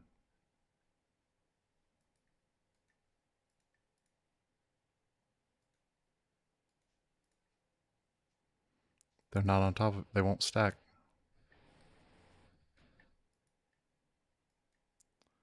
I find that really strange.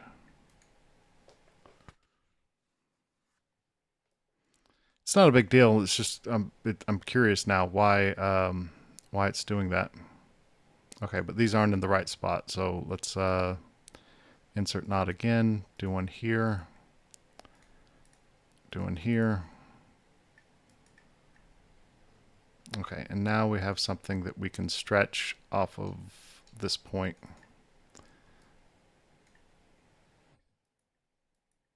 And I'm going to edit here and look over here to see how this is working out.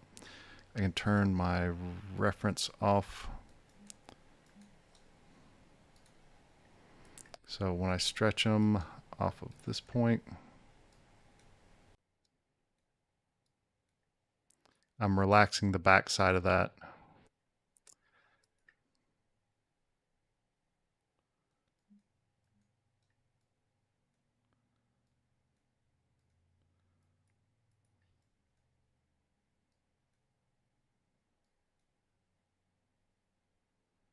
I want those to stay there. I want these to stay there. So I just need, I think I need to insert another knot.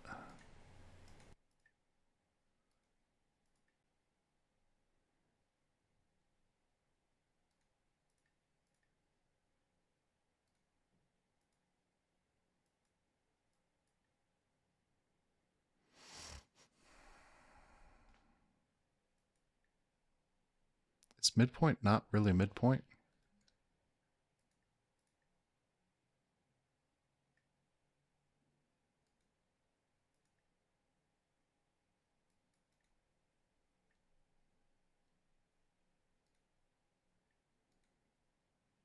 I don't like, I don't know what's going on.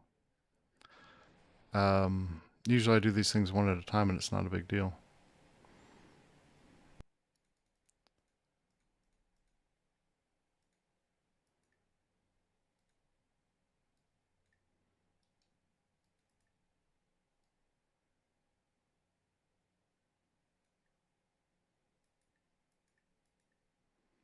Need to look at it over here and see what happened.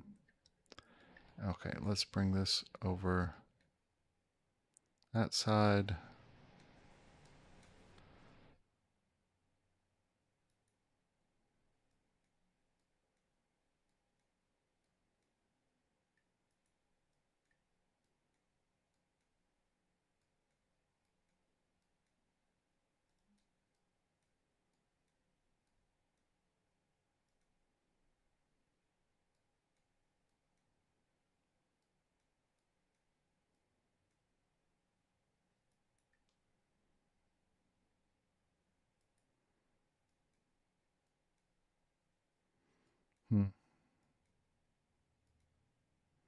Okay, let's try tackling this from a different.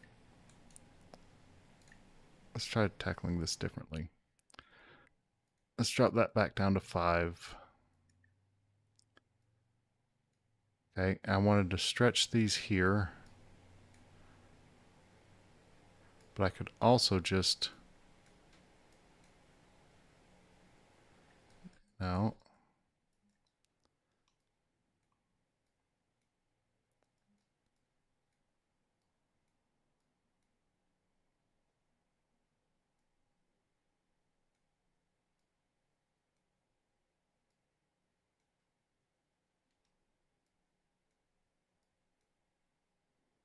It's not going to do it. Because it still pinches. And the farther I bring it out, the more it pinches.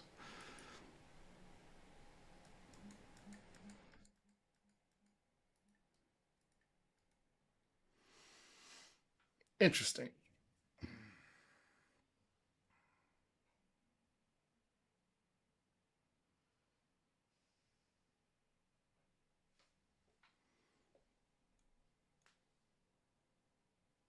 Insert knot, no midpoint, but just snap on this point and this point.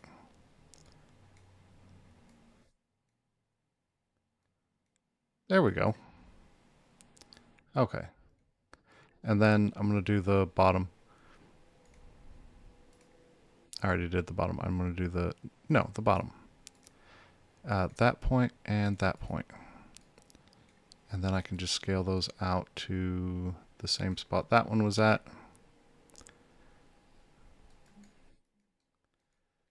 Okay. I think my headphones just automatically turned off because no sounds are coming through.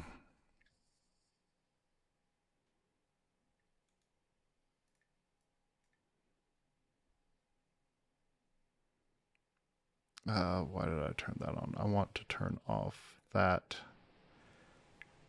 and that and look at my reference. Okay, so we're as thick as we need to be right here, but we're not as deep. So remember, the reason we're redoing this is because the under gallery did not have enough support. So I'm going to take the bottom two and drag them down. That's going to give me more depth.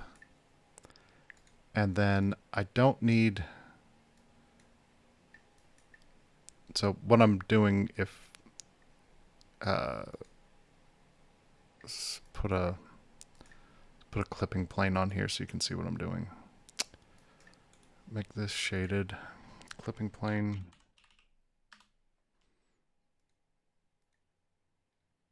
Okay. So when I move this, I make the bottom fatter or lighter.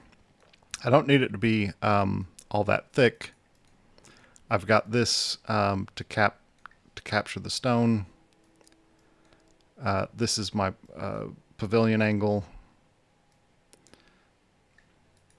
That's smoothing it. This just needs to come down to lower than it was before because it wasn't deep enough to grab. It wasn't deep enough. So these are custom cut sapphires. They're on the light side. They cut them really thick. And when the setter came in here, the under support, this entire center halo is being held up by these little tines. The setter overcut the tines to get the big bellies in, and that's why we're having to redo this. So I'm going to bring this down deeper than it was before, so we can catch all these guys. But I know what these are. Like I know this is my girdle depth. So if I want to increase the depth for the girdle, I just bring those up.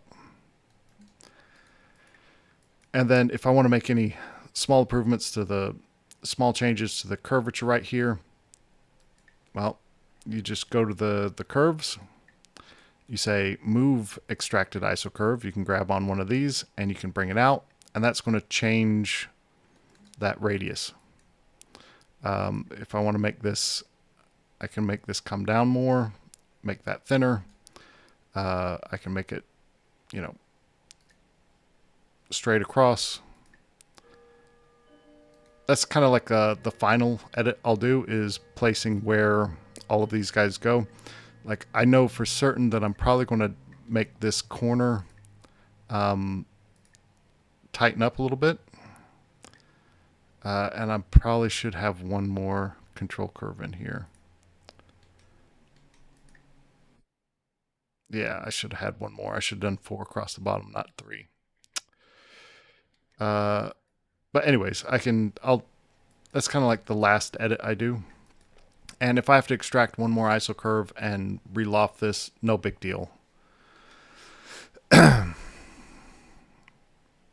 for now, I'm just going to work on getting this shape in. So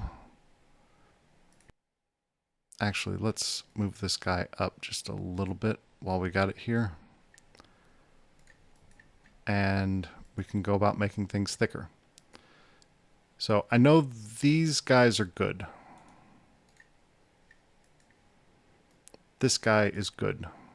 This guy is good. So really, this is my outer thickness, is just these two. That's the parent. I don't need to see that. So this is just describing this outside thickness. So I'm going to turn the points on and look at this one. That one is already fine. Don't need to make any changes there. So that's here. We're going along. We can start to make this wider.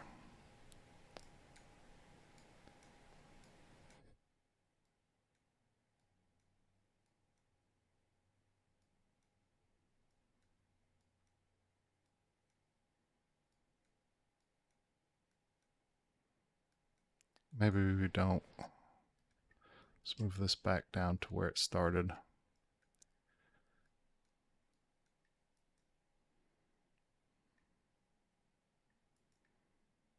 And then on the other side, that's about right. And I'm going to make this one thicker.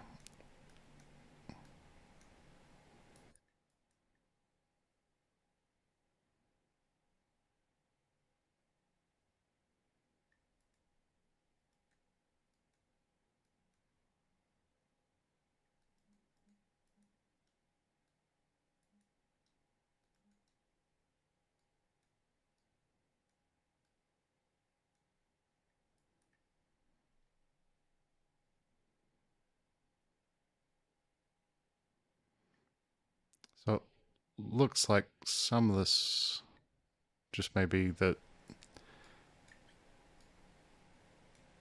the ring wasn't perfectly symmetrical. But these custom cut stones got to go back in the same size hole they came out of. So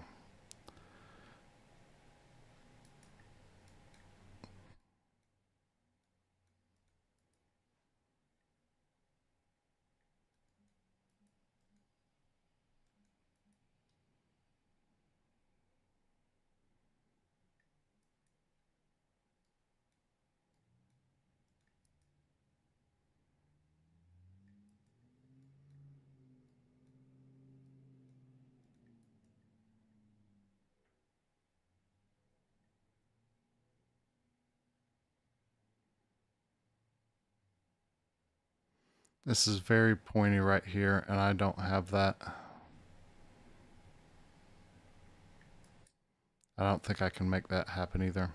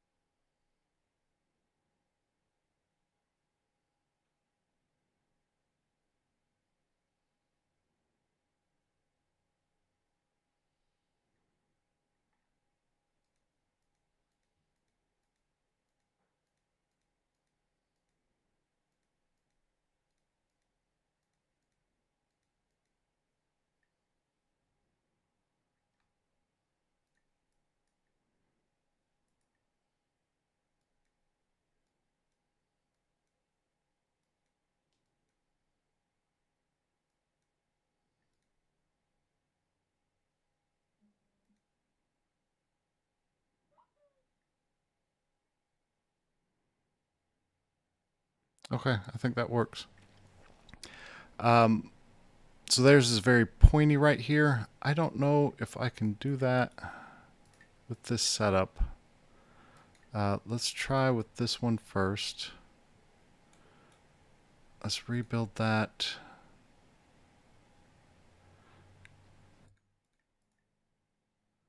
The same way we did the last one. Now, what did we rebuild this to? So if I go over here to the what panel, this is 7.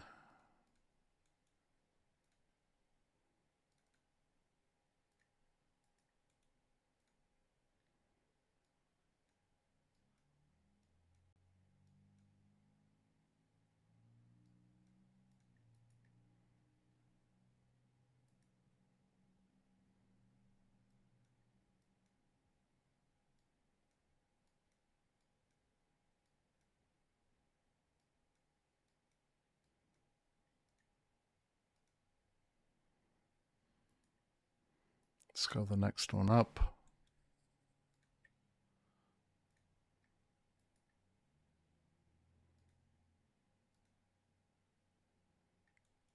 What?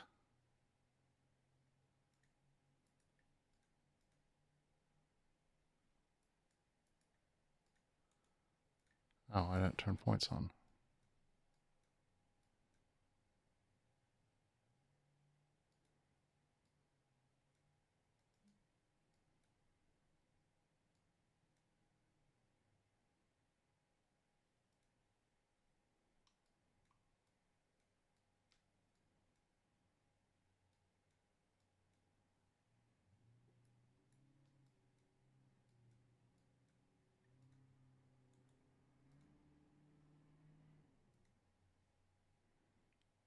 I don't think I'm ever going to make it that pointy. No.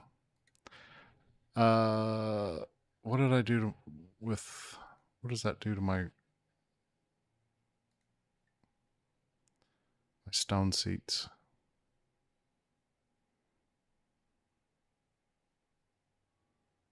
Oh, setter can cut that away. It's close enough.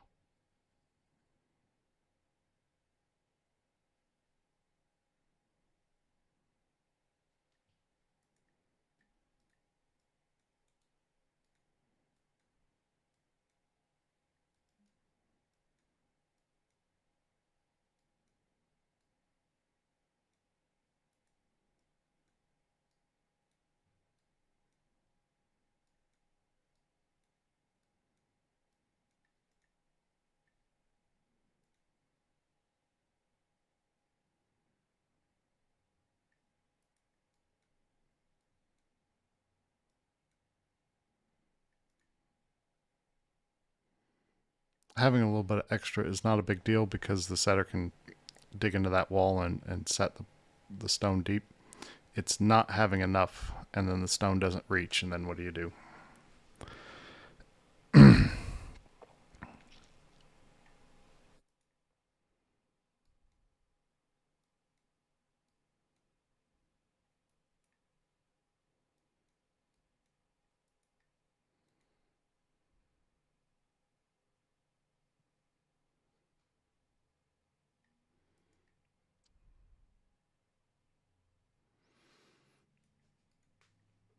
Okay.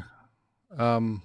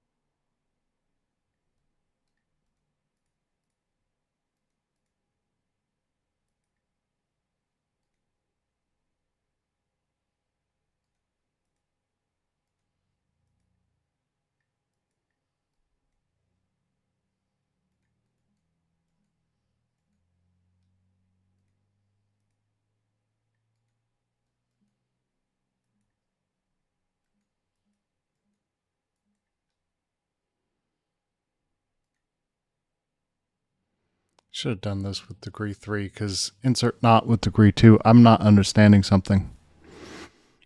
Um, should just rebuild them as degree 3. I was thinking 2 is going to let me have better control over, uh, the higher in degree, the smoother it is. And I wanted very local control over things. So I was going with degree 2. But I think that was a mistake only because I don't understand insert not with degree 2. Degree 2 is a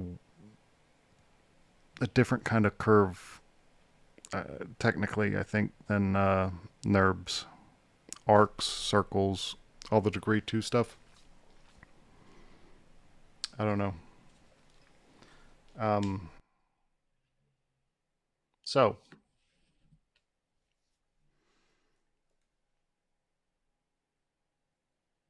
I think I'm going to leave it here, though. Um, how long have we been going?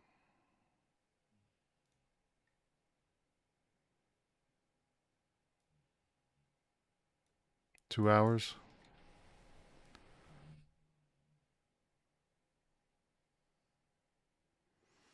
Yeah, it's 6 o'clock. I just had this idea for trying this out last night, and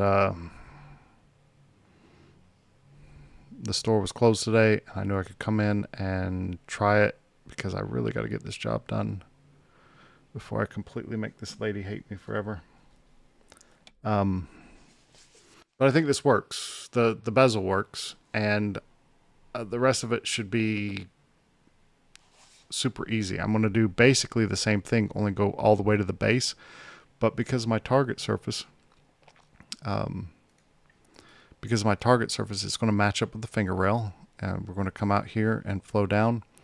I may need to make this a little bit bigger, but this should be very simple to do because all I have to do is take this guy, the control curve,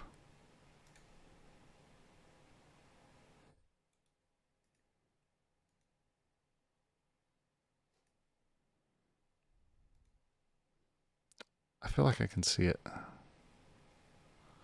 Is it locked? No. Show. Should be on head flow control. Am I looking at the wrong side?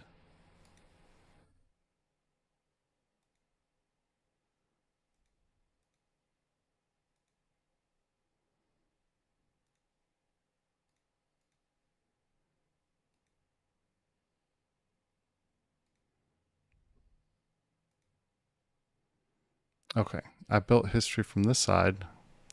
I feel like I can see something orange, but it's not there.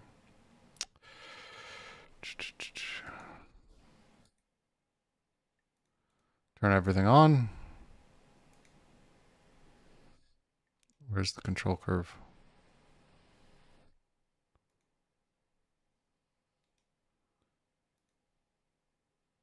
It's grouped.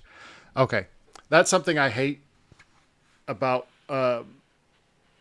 doing this with join copy is I always ignore groups. I'm always looking at the colors. I just need to train myself not to do that. So I'm going to, there it is. It was there the whole time. Just turn this point on, align to object. I can bring this out and that's stretched, but that's just a matter of stretching this. I'm pretty sure because we've got good sampling on our control points. So you just take this and scale it, the same amount. And now that's matching back up. So yeah, I can extend this because I'm doing this to flow those control points out evenly. And I can make this wider. I should have just made it as wide as I need it to be from the get-go. This curve I can extend if I need to. I'm not sure if I'll need to, but I can extend it out a little bit and yeah, that'll all work as well. I should have, this is dumb. I should have made this oversized from the get-go so I wouldn't have to make this little edit at the end. But as soon as this touches this, we should be back to where we were because of that weird trick I did with Flow Preserve.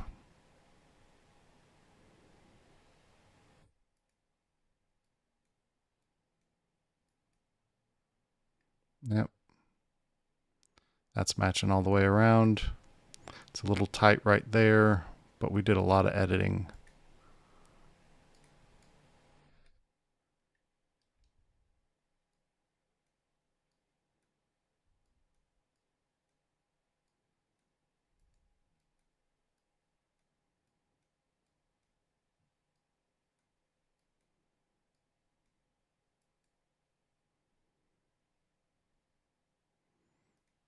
Close enough for the setter to work with.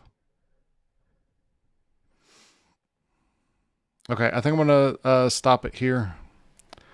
I've got this right where I want it.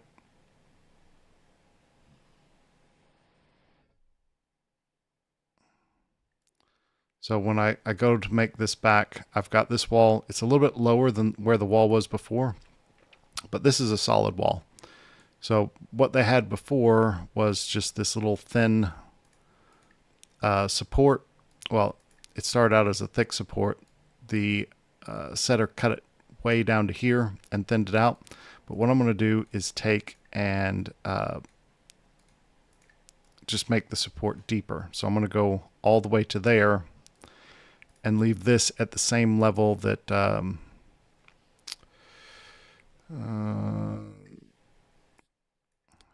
rotate these around to the other side. Rotate off of 0. 180. So you can see him over here where there's space. I'm going to leave this where he cut down too low. So like that. But this one,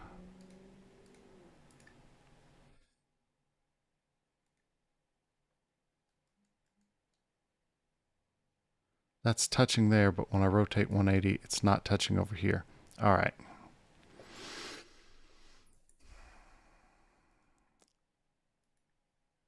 I've got a problem. Is this lined up on center? Is this lined up on center? This is not lined up on center. So let's see. The center point on this, if I go to box edit, position is 80. And we do this surface, the position is not 80.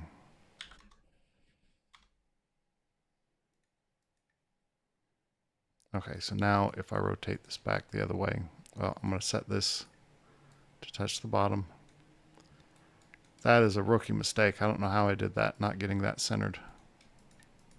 Get that on that point, rotate off of 0, 180, and we should be touching right there. Okay.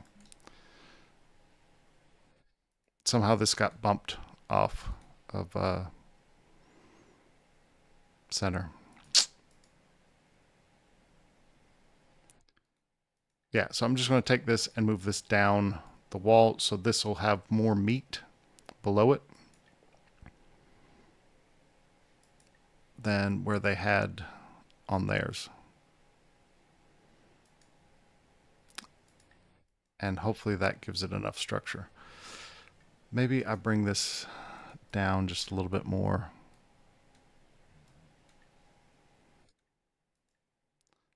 And go like this, just to give it a little extra strength.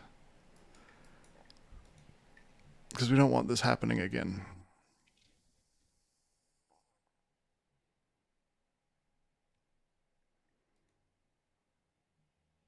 Okay, but this outer wall should be fairly easy to put together. I don't think it's not nearly as complicated as this. So anyways, all right, I'm going to leave it there. Hope you guys enjoyed watching this and you learned something. But I'll see you guys later.